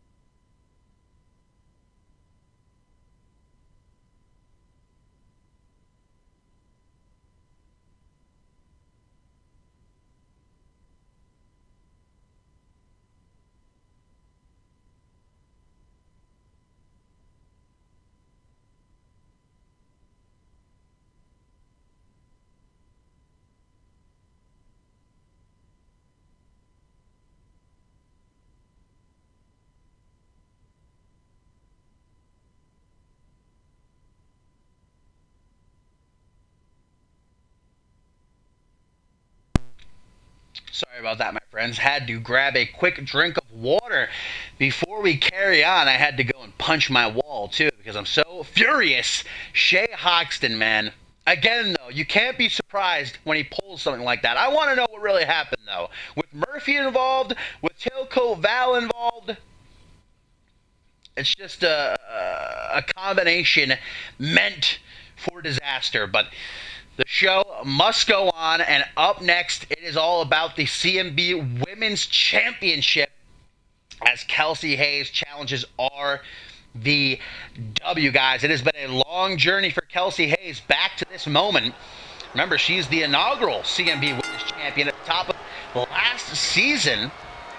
Only held it for about a month and a half or so before losing it, and despite multiple opportunities, was never really able to get back to that prime position. But after defeating RVW in a non-title match a few weeks ago and then knocking off Ashley Rain in a #1 contenders match this past episode of Crossfire, Kelsey Hayes finally gets her chance to become women's champion again. But RVW maintains Kelsey Hayes' win over her a few weeks ago was nothing more than a momentary setback that will not happen again here tonight at Point Break. RVW's first defense of the championship since winning it at the end of last season. Winning it in a way that a lot of people were not happy about, shattering Ashley Rain's shin bone in order to put her away in that triple threat with the former champion, Sonya Octave. RVW did what she had to do to win the gold. Now will she do what she has to do to retain the gold? That's the question. Kelsey Hayes has made it very clear that she won't hold back. She's waited a very long time to reach the top of the mountain again. Doesn't stop talking that smack even when the bell rings. Huh? It never ends with Kelsey Hayes and her big mouth. She's also got something else quite big, and she is going to use it in this match. It's what she used last time to defeat RVW. That rear end of hers off the ropes trying to pin RVW, and early on things are starting off not so great for the champion. Overhead goes Kelsey Hayes. Riley Van Wilson with a punch. Not exactly the Polish right, but tries to go for the pin to no avail. Now goes low. RVW targeting the inside of the knee there. Like a lot of people were looking forward to Ashley Rain getting her rematch here tonight at Point Break. But Kelsey Hayes got in the middle of that, and a lot of people quite furious about it. Kelsey Hayes, though, I'll tell you what, does not care. She's not here for these fans. She's not here for Ashley Rain or Riley Van Wilson. She's here to be the best. She's here for that women's championship. And she will rain on all the parades if she has to. Nice counter by RVW out of the chokeslam attempt. I'll tell you what, though, talk about the journey of Kelsey Hayes. How about RVW's journey to the championship, man? Last season, pretty early on, she had her shot against Ashley Rain, but you'll remember her best friend at the time, Amy Winters, interfered and cost her the match. And after that, RVW had to do everything in her power. She climbed, scratched and clawed, won that fatal four-way at a homebound, and then when departure came, she wasn't going to let that championship pass her by again. She did what she had to do. Off the shoulders, how about that right hook? But I think between these two women, it's truly going to be who's willing to go further. Kelsey Hayes or RVW to leave Dallas, Texas, to leave Point Break, and head into this season as women's champion. RVW getting off those bows. I've heard a lot of people talking the CM University the last few weeks, ever since Kelsey Hayes defeated RVW, you know, making a lot of excuses, but RVW didn't. She said, Kelsey Hayes got the better of me, I'll admit it, but it will not happen again. RVW, gotta understand, that was her first match, man, in 3 months. She took herself a well-deserved vacation after winning the championship and didn't return this season until that match with Kelsey Hayes. So there was some ring rust. I think that ring rust has been thoroughly knocked off now. I've seen RVW in the Performance Center this past week and a half.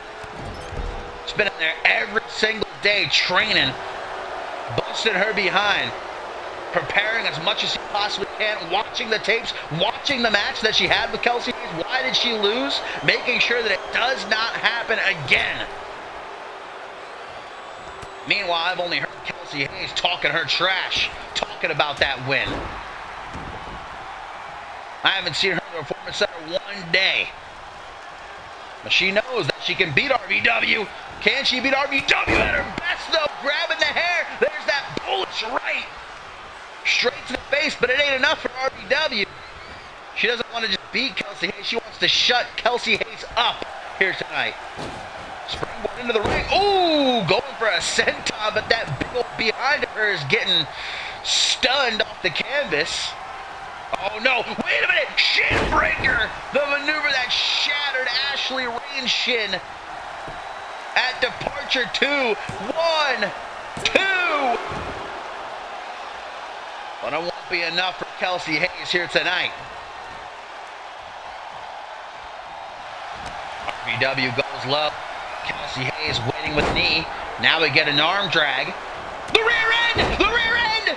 Out of nowhere, popping up to meet RVW. 1, 2! No! Not this time. I told you. RVW.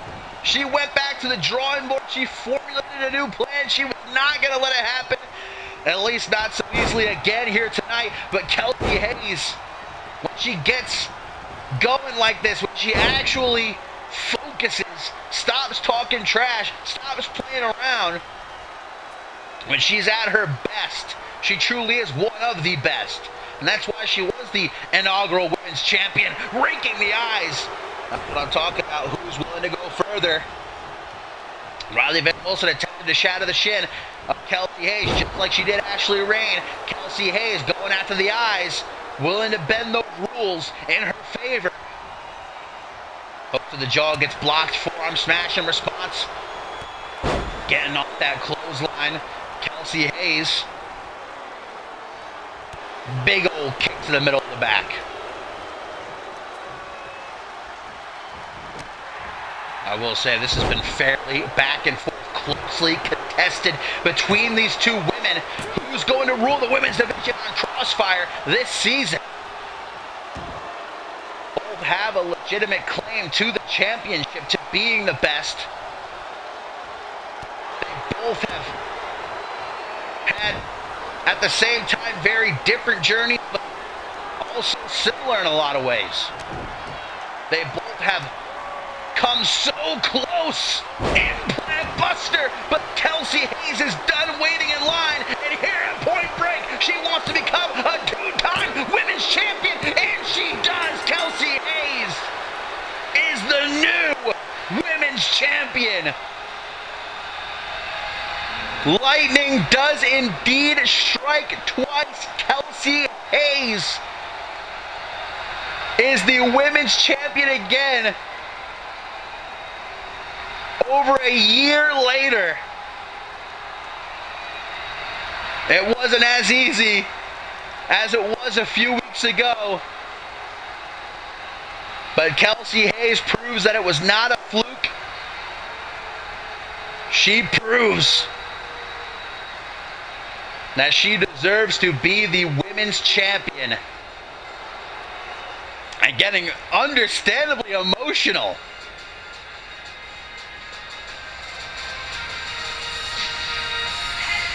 Congratulations to Kelsey Hayes,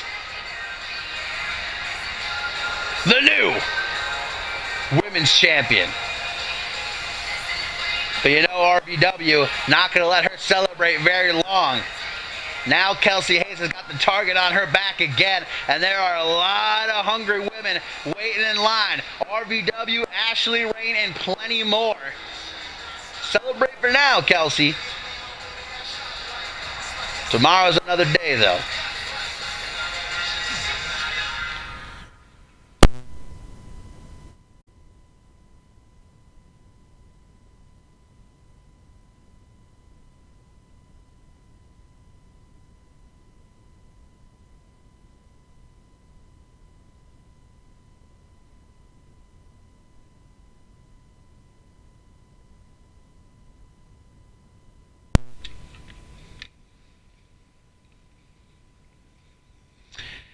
And into our tertiary main event we go, my fine feathered friends. Last man standing, but might be better called last monster standing. Subject Zero versus Quantum. And indeed, it is last man standing, meaning no countouts, no disqualifications, no pinfalls, no submissions. The only rule is you have to incapacitate your opponent until they cannot respond to the referee's count of 10. And this match coming our way as Mr. Slate tasked Tailcoat Val and Subject Zero with eliminating Quantum because he dared to step up and help Bob Luger a few weeks ago. We all know it's been Mr. Slate's mission in life since the season began to ensure that Bob Luger never gets the World Championship and that his career ended sooner rather than later. Mr. Slate, understandably thought there would be nobody to come to Bob Luger's aid when he tasked Bob Luger with finding two partners to take on God's Chosen in a six-man tag team match earlier in the month. Bob Luger's done a lot of shady stuff in his career here in CMV. He's done a lot of things that he may never be forgiven for. Quantum was the only man to rise up and stand side by side with Bob Luger, and that made Mr. Slate furious. And so, Quantum feels the wrath of Slate and of Tailcoat Val here tonight in the form of Subject Zero, last man standing. But Quantum's never been a guy to get in line, He loves challenging authority, and especially if it's Slate. We know that Slate and Quantum have a very, very long history of one another. People who've been around for many years here in CMV will remember the Hell in a Cell match that the two had, where if Slate lost, he'd have to shave his head, and well, Slate did lose. It was quite a sight to see indeed. I don't think Mr. Slate ever really got over that. Subject Zero chunking Quantum across the ring, almost clean into the corner. Now we get a hammerlock suplex. Subject Zero coming off that loss to Shea Hoxton earlier this week on Supremacy, and I think even more than usual aggressive as he goes after Quantum. We get our first count from the referee up to 4, and now 5, 6. Will this be a quick night of work for Subject Zero? No. It's been a good night so far for the alliance between Mr. Slate and Tailcoat Val. At the top of the show, the Brothers Justice capturing the undisputed World Tag Team Championship. Of course, not too long ago, that screw job we witnessed. Shea Hoxton retained the International Championship. Tailcoat Val getting involved. A lot of questions I have about that decision. Subject Zero again going to try to win this match up to a count of 7 this time. 8. Very close. Quantum getting up there. But now he charges Zero. DDT to take the beast down the brick wall. The prime puppet of Tailcoat Val. Kick to the back of the knee. Oh, and a beautiful disaster kick by Quantum. Still not done. No, it's going to take a lot more than that to keep someone like Subject Zero down. Murphy taking his second bump of the night. Like I said, earning that paycheck. I don't even know why the hell he's still out here. I don't want to implicate Murphy, but given his past, you can't really help to. Just to be safe, he should have been sent to the back. Another referee put in his place. Now it's Quantum who's going to try to win this match. Count of 3.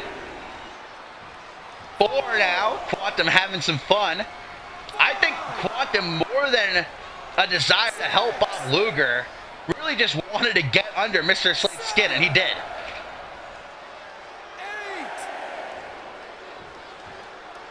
Count of 8, Zero's up. And these two beefy boys gonna resume. Oh, body block, dude. All that weight just ramming into you. Can't be any fun. And the corner boot to the side of the head. Quantum. Oh, the former unmatched world champion. After years and years and years, finally accomplished his goal to become world champion unmatched. Made his return to this side of CMV at Ascendance, hitting his brother Paul Devine against the Ballers Club. And now Quantum has his sights set on winning that world title he was never able to. And Quantum also, in helping Bob Luger, wanted to get back at Chris Proudfoot, but God's chosen us constantly this past month. Come out on top. Here at break, though, things didn't start out so well for them. We'll see how things go for Chris Proudfoot in the main event against Bob Luger. Ooh. Juking and jiving, dropping the leg right there. Quantum sends out a kick to the gut, caught by Subject Zero, planted the clothesline, rolls to the outside, guys. And it is technically falls, count anyone in the last minute. So there's no fall, but the referee can count you out anywhere. Quantum's quick to get back in the ring, though. Subject again with ease, throwing him off to the side. And Quantum's not a small guy. I mean, these two are almost the same exact size, height and body mass wise. Quantum again. Gonna see if he's got this one in the bag. 4, 5, 6. Oh, starting to get up. Referee Murphy stops his count, begins it again, but Quantum says, not just yet. Spinning soul kick. Oh, and there's the leg drop bulldog. We've seen that before from Subject Zero. Those massive freaking thighs of his, crushing his opponent's heads. 4, 5, 6, 7, 8. But Quantum refuses to stay down. I bet you Mr. Slate is watching this from the back right now, furious. Not a night has gone by this past month, though, where Mr. Slate wasn't just in an absolutely foul mood. Things have not gone to plan for the illustrious general manager of Supremacy. Telco Val assures him everything will come together here tonight at Point Break, though. 3, 4, 5, 6, 7, 8. Again, Subject Zero with a couple of seconds to spare. Shooting back up to his feet. Oh, I don't like the looks of this. In the corner, Quantum fights out. Goes for that lariat again, but tripped up into a nasty STO. 3, 4. Murphy quick with the count. 5, 6. Very quick with the count. 7, 8. Man, oh man, neither one of these guys will stay down. Into the corner, Quantum goes. Subject Zero obviously wants something here in the corner. Quantum trying to hang on. Oh, but unceremoniously plummets down to the canvas with that alley-oop. Oh, and there's a bicycle kick. Very reminiscent of the timestamp.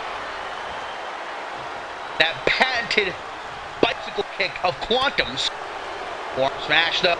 Floats over. DDT busting Subject Zero open. Quantum riding that high now. Counters the Irish whip. Turning him around. Subject Zero gets up on that top rope. Man, I shudder to think what will come next. Ooh, nice backstabber. Quantum fixing his pantaloons as referee Murphy begins another count. 3, 4, 5,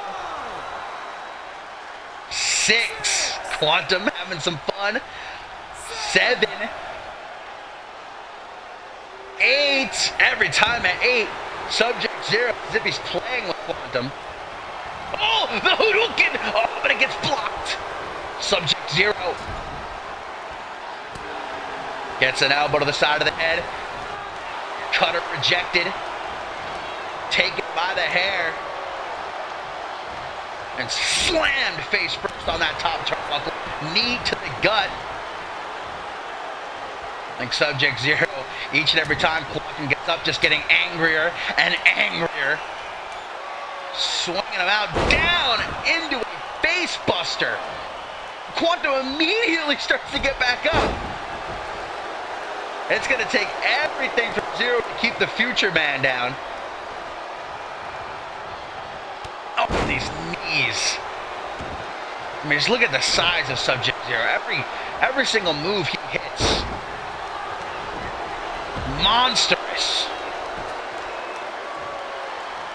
Quantum rolls to the outside. Zero says, you want to fight out here? I'm game. Anywhere is eligible. And there's a regular leg drop. Across the chest. Sub-Zero's got some educated feet, man. You wouldn't necessarily think, watching Sub-Zero, that he could do any more than throw his opponents around, but you would be wrong. They put those educated feet to good use. Now back in the ring he goes, holding his head. Begins his count at ringside. 4, 5, 6, 7, 8. Deny, deny, deny. Quantum rushes back into the Lion's Den. Gets thrown right to the turnbuckles. Using Sub-Zero's own momentum against him, though. Not able to evade that elbow. Drop kick sidestepped. Helps him up to his feet. Clothesline. Clothesline again. Vintage Quantum with the snap power slam. He ain't finished, though. Big Irish whip to the outside. Have a nice trip. CNX fall 0. Quantum collecting himself. Punch to the pec by Zero.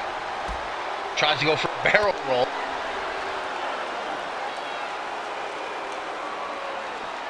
Quantum scoop slam on the outside and that lower back.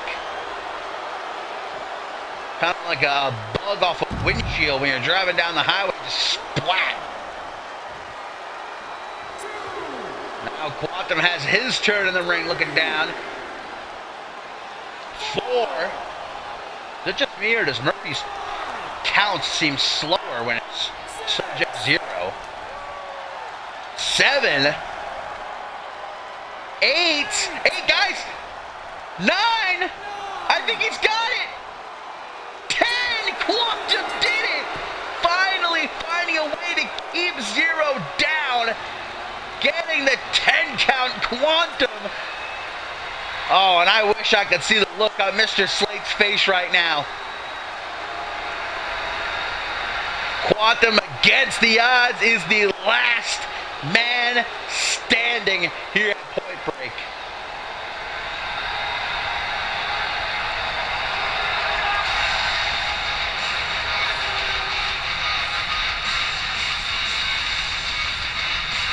Score 1 for the good guys.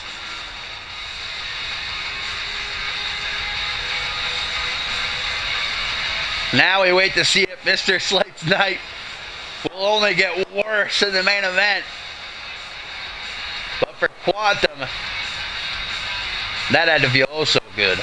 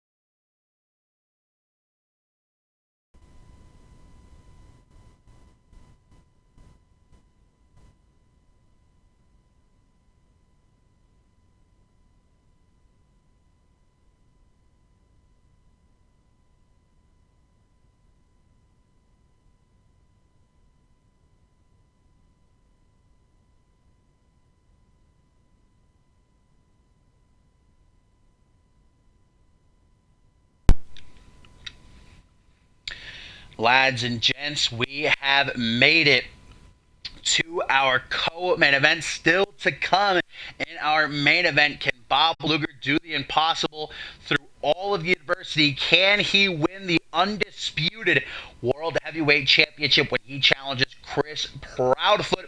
We'll find out very shortly, but first, it is tag team action as the CMV Global Champion Hayden in action for the first time since he won the championship. Going to start things off against the man he beat to win it. And Ace Reeves pushed into the corner. Hayden teaming, of course, with Adam Richards. Meanwhile, Ace Reeves has Randy Borton backing him up.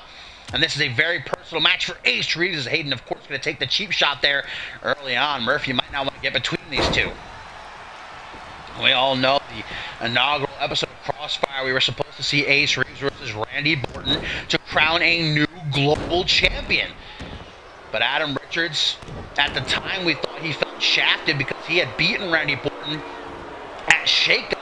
Yet Borton was chosen over him for the World Championship. Adam Richards just destroyed Borton in the ring live in front of everybody. Borton, of course, was taken out of action. He could not compete in the title match, and so a last-second replacement was found. That last-second replacement being Hayden. And a lot of people thought things were very fishy, like how was Hayden in the town that Crossfire was in, and he just so happened to be there, able to make it to the arena. And conspiracy theories started to form, and Ace Reeves didn't want to believe it. Our suspicions were finally confirmed when Hayden came to us live from his hot tub and spilled the tea, if you will. Him and Adam Richards were in cahoots. Adam Richards took out Borton for Hayden. Hayden made sure he was in town. He was the one that called Ken Donahue and offered to fill in for Borton to become global champion. Something that Hayden had on his bucket list for years and years. He was involved in the inaugural tournament to crown a global champion over 3 years ago, but he lost to Aaron White in the finals. Hayden returned, and we hadn't seen him since Ascendance, and Ace Reeves obviously had not even an hour to prepare. He was getting ready for Borton for months, and then you got Hayden slapped in front of you, and even then Ace Reeves still gave a hell of a fight. But in the end, the A-lister prevailed to become a 6-time world champion. And Adam Richards, everybody, I certainly didn't think that Borton was going to be out for a very long time, but he returned earlier this week on Crossfire, attacking Adam Richards before his scheduled match, beating the piss out of Adam Richards, the sex machine. You should have seen the look on his face as if he had seen a ghost. And that brings us to this tag team match here. Ace Reeves and Randy Borton both had their eyes on a championship match, but putting that aside to work together here tonight. They both got a bone to pick with Hayden and Adam Richards. And that bone will be thoroughly picked, I assure you, here at Point Break.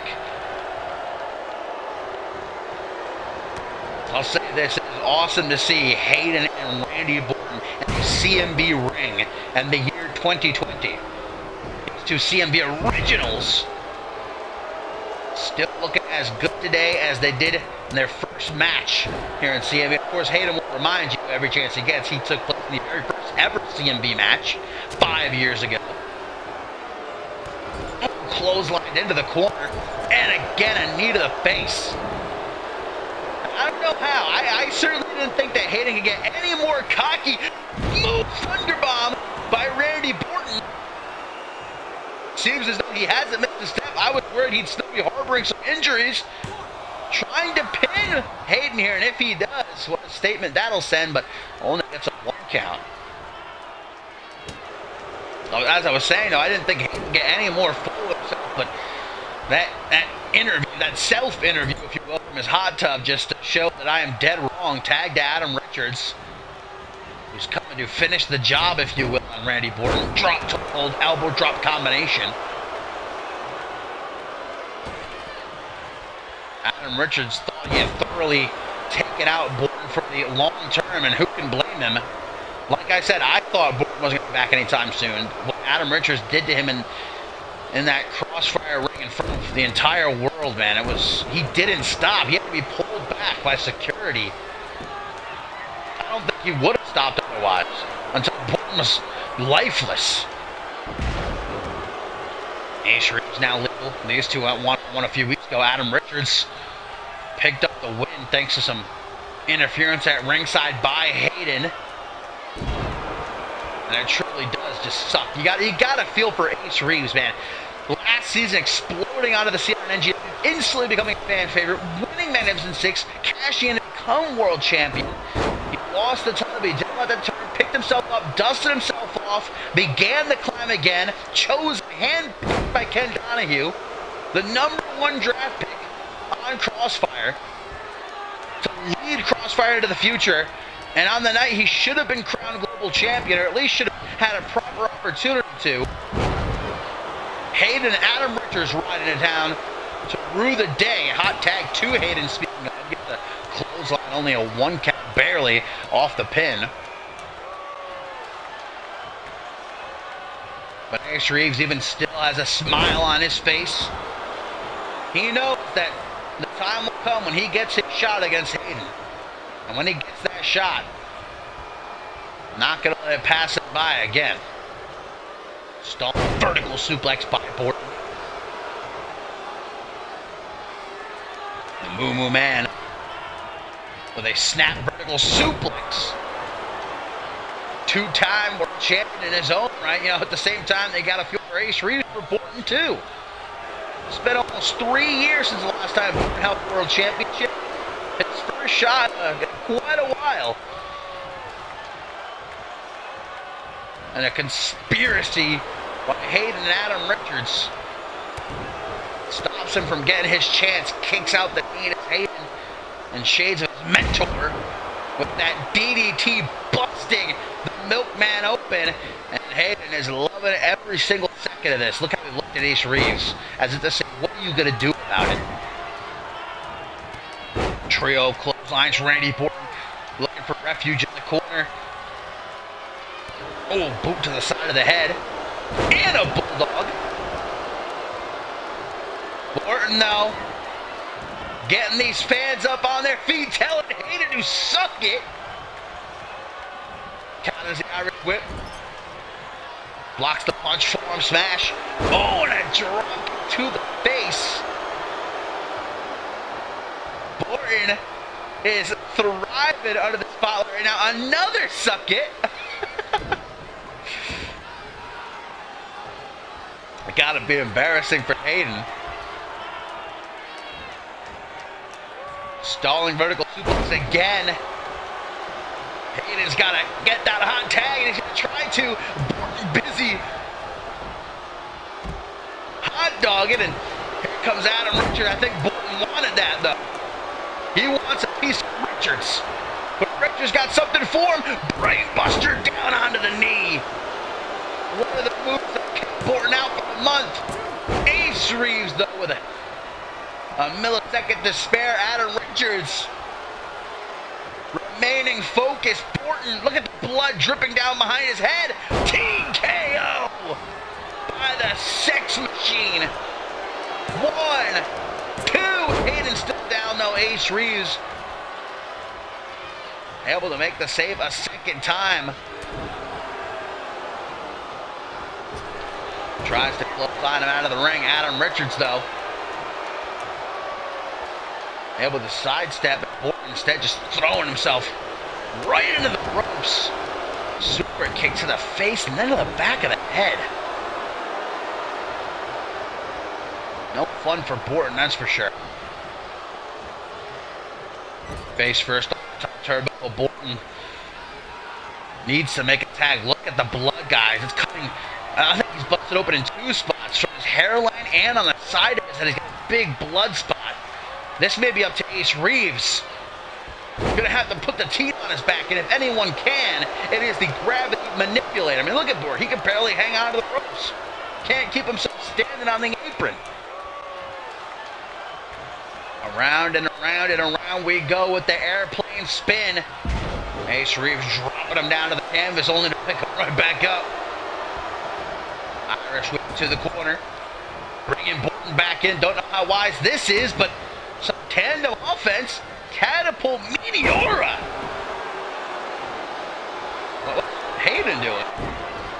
he was about to take off. Would any of you be surprised if he did?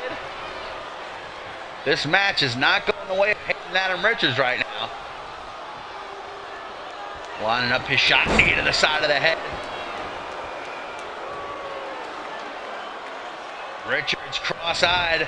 Randy Borton launches him into the corner. Frequent tags, but as he attempted that one, Richards jumping right into his arms. But this ain't no wedding day celebration. Single knee backbreaker. Smartly, Randy Borton tags back out. Ace Reeves rushing into the pin. One. Not just yet, though. Keeping Adam Richards down, Ace Reeves knows that Adam Richards is just as much to blame as Hayden is for what happened at the top of the month. The modified Michinoku driver done to perfection. Clothesline by Adam Richards as Hayden shows off his bicep. Yes, Hayden, you have a very nice physique. I don't know if now is the time to be showing it off. Though sunset flip powerbomb. Shades of Dante Tatum, another tag to Randy Borton. And this is just like picture perfect teamwork between Ace Reeves and Borton. Frequent tags, always the name of the game, keeping yourselves fresh. Meanwhile, Hayden's been out here for like 10 minutes. Adam Richards has been in there. Getting a can of whoop ass opened on him. Of course, Randy Borton is a former multi-time world tag team champion. I'm sure he and Ace Reeves sat down and made sure they had a concrete game plan heading into this one. Of course, Hayden's a former multi-time tag team champion too, though. Kick to the chest, Adam Richards down in the corner of the away team. Bad a part of town. Oh, stop to the sternum. Hello.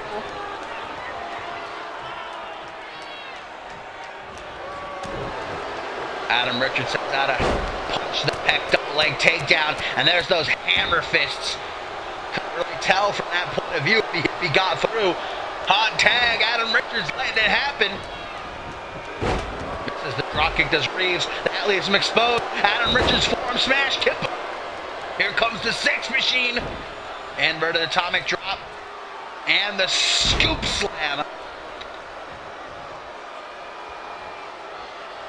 Ace Reeves looks him in the eye, grabs him by the head. Having his way with him at the moment, just throws him out of the ring. Insult to injury. Knife edge chop, sends it back at him though, tenfold. Belly to belly gets blocked. Elbow to the head. Clothesline nowhere near connected. That's good news for Ace Reeves though. He attempts a spinning soul kick. But back in the ring we go. Randy Borton still down. Adam Richards knows this is his chance, and he's going to take it. The brainbuster down onto the knee. Hooking the leg. 1, 2. But Ace Reeves, as he always does, defying expectations. Look at that glare he shot at Hayden as he picked himself up. He was like, I'm coming for you, motherfucker. But right now, he's got to focus on Adam Richards. Impaler DDT. Scurrying into the cover. 1, 2, but Burns there to make the save. Paying back Ace Reeves for all those saves earlier in the match. Super kick to the knee and then to the jaw. Adam Richards collapsing out of exhaustion. That creates the opening. Ace Reeves' leap of faith to get the hot tag to Borton. Clothesline from the milkman. Stomp right onto the face, gonna bust Adam Richards open. That'll do it. Another knee to the temple. Picked up. Square in the middle of the ring. What a punch that was. Lightning quick. Adam Richards taking off his feet. Here's some kicks to the back of the knee. And Borton with the backbreaker. Debilitating. Now a hangman's neckbreaker. Move after move after move. Isolating Adam Richards. Hayden not lifting a single finger to help out. Why would he? There's only one man that Hayden truly cares about, and that's himself. I don't know what Adam Richards was thinking, getting in bed with the A-blister.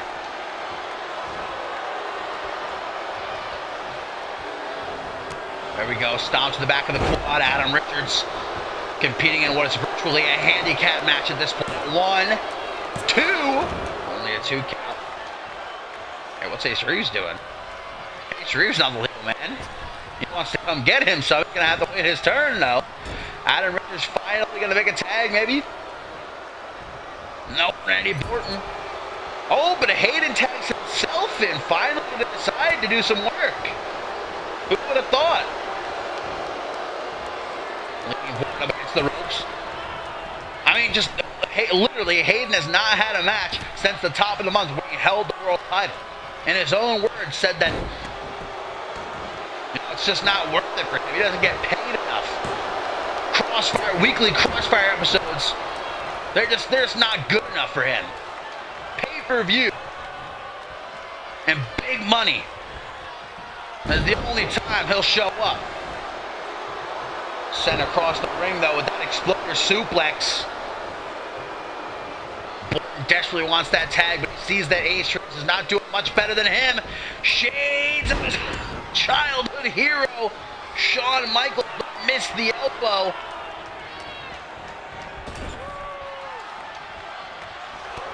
Hayden trying to tag Adam Richards back in after only being in the ring for about a minute. Oh, wait a minute!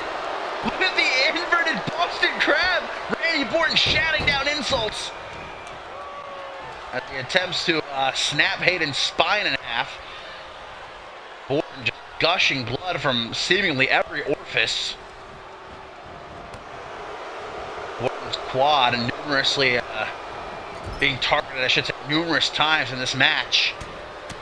Oh, and this is old school Hayden. The punches just raining down on Borton like a storm, thunder and lightning. 1, 2.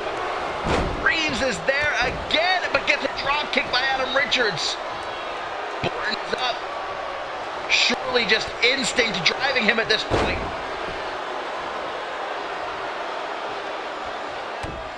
Hayden used to call those punches in the corner.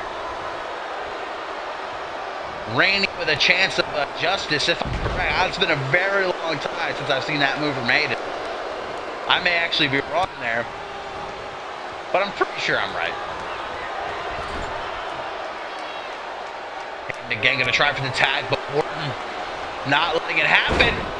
Luthez press. Right hand's gonna bust Hayden open. I think everybody's bleeding at this point. This tag team match, there's a third suck it. Hayden has sucked it 3 times now in this match. Oh, and the go-home driver. Will Hayden indeed be going home with the big fat L? 1, 2. Hitting out in his own regard. Adam Richards a little bit slow getting into the ring there. Luckily, he didn't have to break it up. Watch out, Murphy. You've taken more than enough bumps tonight. Another sit-out alley-oop bomb by Kitely.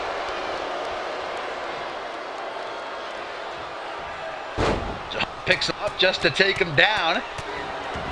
Good defense by Borton, keeping his arms up, protecting his face, and he certainly needs to at this point with the amount of cuts he's got on him. Oof. Randy Borton clutching up to kick out of that one. Adam Richards, though, dispatching Ace Reeves, and now Borton's on his own.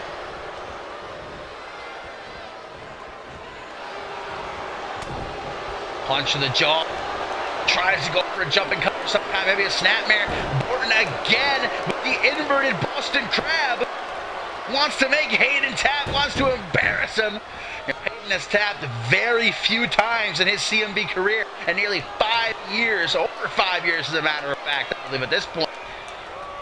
Maybe once or twice. Are we gonna get another suck it? Oh, Borton can't get enough. Hayden getting up too quick. Borton! Out of nowhere! 1, Ace Reeves not there to stop Adam Richards from breaking up the pin. Borton's got another one, though, in his back pocket. 2 for the price of 1. It's a going-away sale. Another board to win. However, I think the same problem will arise. Ace Reeves is still down on the outside. Just now getting back onto the apron. So Hayden takes the punishment. Still standing. And Ace Reeves was down for a solid 2-3 minutes, and he is not looking any better on the apron. Really wants this tag. Borton's just not letting it happen, though. Not about that life. All about this crowd, though, is the Moo Moo Man. There's the tag to Adam Richards. Punch to the face. And that's a punch, baby. Whoa, whoa, 2 not enough. Adam Richards needs 1 as well. Portal end. Hooks the leg. 1. Not even a 2 count as Hayden with the quickness getting in to stop that from happening. Adam Richards leaping Enzu Lariat. These 4 men making sure to leave it all in that ring tonight. I mean, if Hayden is going to be only competing at pay-per-view, I think we at least deserve some sort of show. We are certainly getting that here. Oh, super kick. There's some sweet moo music for you.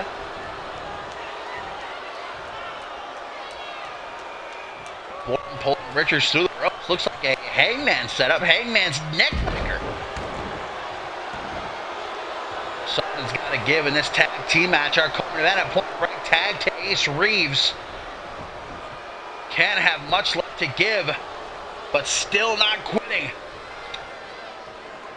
Whirly Bird head scissors from the gravity manipulator, former AGW champion.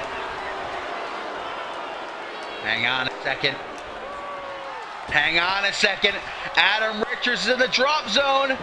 Ace Reeves thinking about it, but for some reason changed his mind. Wasted a lot of time, and that's time that Adam Richards is going to use. Goes for a high knee. Ace Reeves goes out of up for smash. Luthez press. Punches in bunches. Roll to the outside. In and out game. Classic. Adam Richards running off the ropes. Ace Reeves waiting on the rebound. Scoop slam, drops down behind, pushing him away. Now going to close that distance as he looks for a super kick to the knee. Ace Reeves is quicker though. One of the fastest men in all of CMV today. And we get the DDT from up top. 1, 2, 3. Ace Reeves and Randy Borton finally able to put down Hayden and Adam Richards. Did you see how Hayden didn't try to get to the ring until the very last second? He even looked away after Ace Reeves hit the DDT as if he knew that was going to be it. He could have gotten in the ring a bit earlier, but chose not to. And because of that, Ace Reeves and Randy Borton victorious. Justice indeed served here tonight. But not Hayden's kind of justice. Proper justice. Not bloody justice. Real justice. Not American justice either.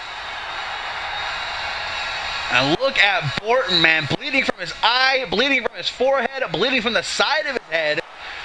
But standing tall.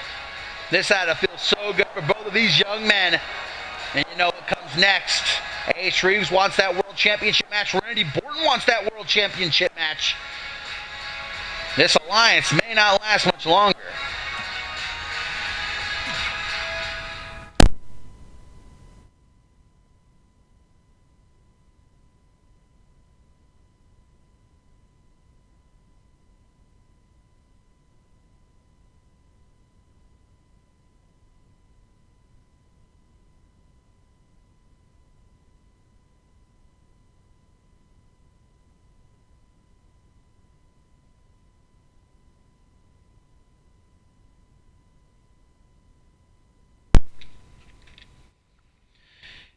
is now time, ladies and gentlemen, for our main event here at Point Break. The moment has come.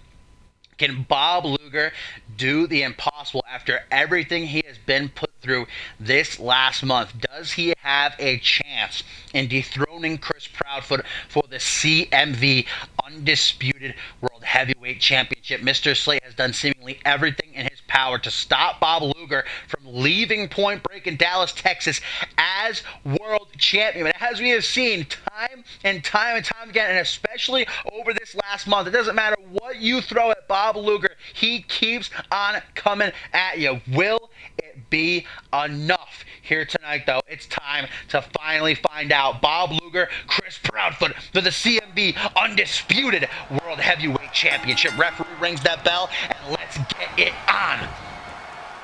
Can Luger once again defy expectations? Walking into this match, not at 100%, probably not even at 50%, a shoulder injury. His ribs are bruised. He has, of course, an injured larynx from when Tailcoat Val drove that steel chair into his throat, and a scar across his cheek from when he got jumped at the top of the month by Mr. Slate and Tailcoat Val's army of goons. But we saw just earlier this week, after everything, Bob Luger able to overcome Bram Miller and then battle back Jared Leon as well. But then you look at the other side, you look at Chris Proudfoot, who had a phenomenal month despite his soldiers losing the tag team titles at the top of the night here at Point Break. Chris Proudfoot largely has hardly competed on Supremacy. And when he has, it's been alongside Braxton Sutter and Joey Diaz, never by himself.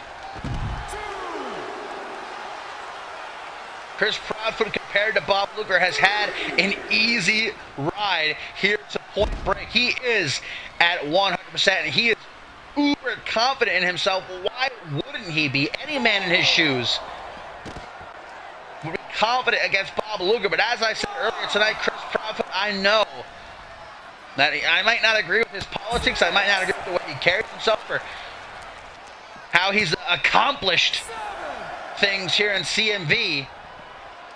He does live for the fight. He's wanted this match with Bob Luger ever since Luger defeated him again at Shake-Up.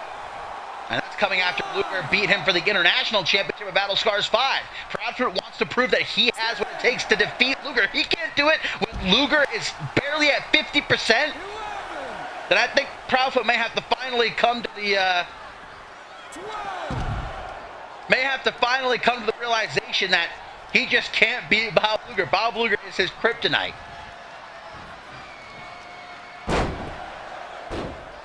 Jawbreaker by Luger.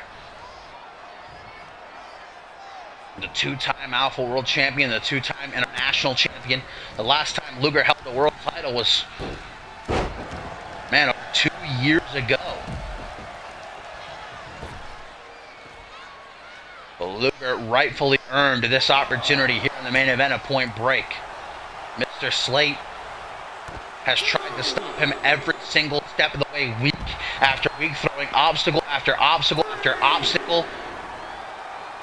Luger thought he was alone in this fight, but it's becoming very evident that that's not the case. Quantum stepping up, and others' voices beginning to murmur backstage about what Mr. Slate and Tailcoat Val have been doing.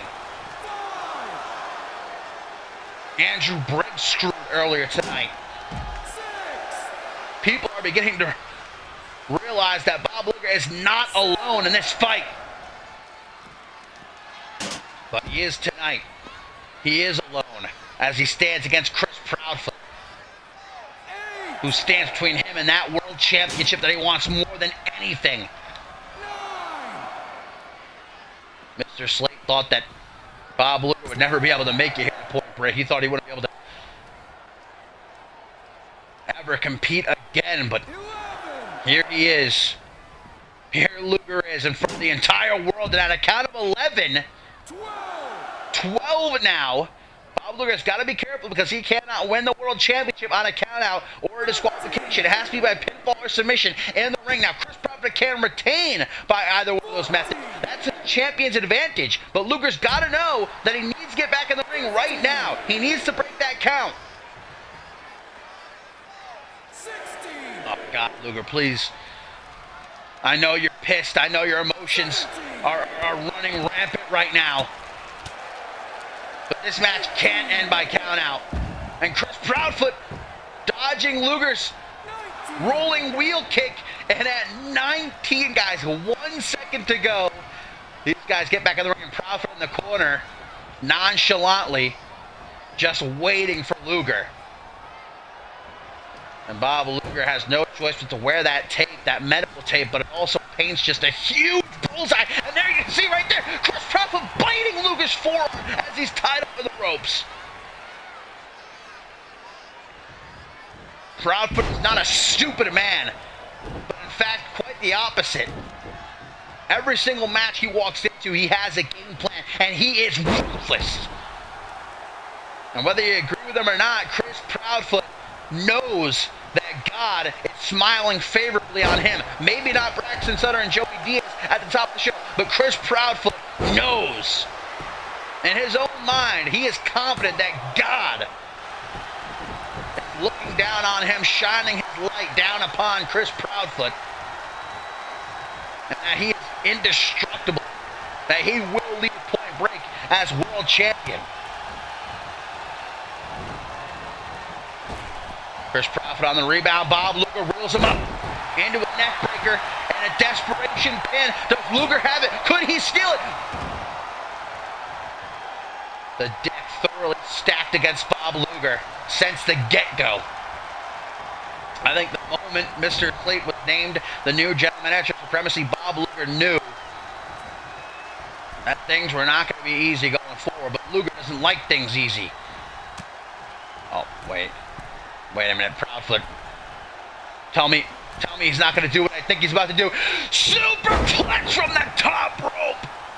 And both men laid out. Luger motionless as Proudfoot makes it into the pin. And there's the 3 count. Chris Proudfoot is still the undisputed World Heavyweight Champion. He has finally defeated Bob Luger, but is anyone surprised? Bob Luger came into this match with more things wrong with him. It's like a laundry list. But the fact of the matter is he showed up and he was ready to fight. But you can only give so much fight when you've got nothing left. Mr. Slate accomplished his goal. He made sure that Luger came into Point Break half dead. And even half dead, Luger still put up a fight. But after a massive superplex, there was no getting back up for Bob Luger. And will Luger be able to get back up at all? So close yet so far away. Chris Proudfoot is still the undisputed World Heavyweight Champion. Can he really feel good about this, though? At least one thing went right for Mr. Slate and Tailco Val here tonight. But let's remember, God's chosen, no allies of Mr. Slate. Something tells me Chris Proudfoot may have his head on the chopping block next.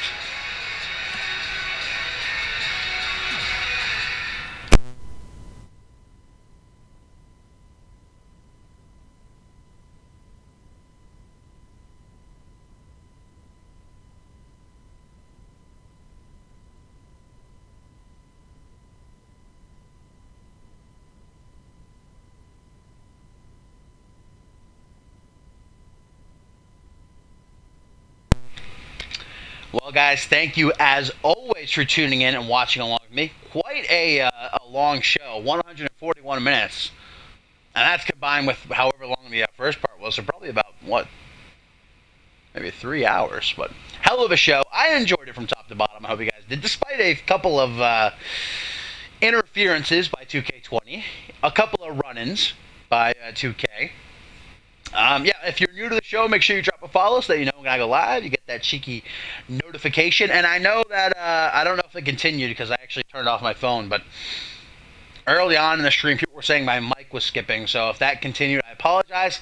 Nothing I can do about it, but I will be ordering stereo headset. I'll do that tonight, as a matter of fact, so that by Crossfire, I've got that new mic. About time. Been a year, so time to throw this Kmart headset away. I don't think I got it at CVS for $20, but it served us well enough. But it's time to lay it to rest and get a better headset. So sorry about that if that was, driving you away if you didn't like it. But man's got to do what he's got to do. Anyhow, if you would like to be a part of CMV, !join. !Discord. We give you links to our social media. You're more than welcome. We are on Xbox One, obviously, if you're watching. Well, maybe not, obviously. I don't know. But I hope you all have a great weekend. And I will see you for Crossfire next week. Love you.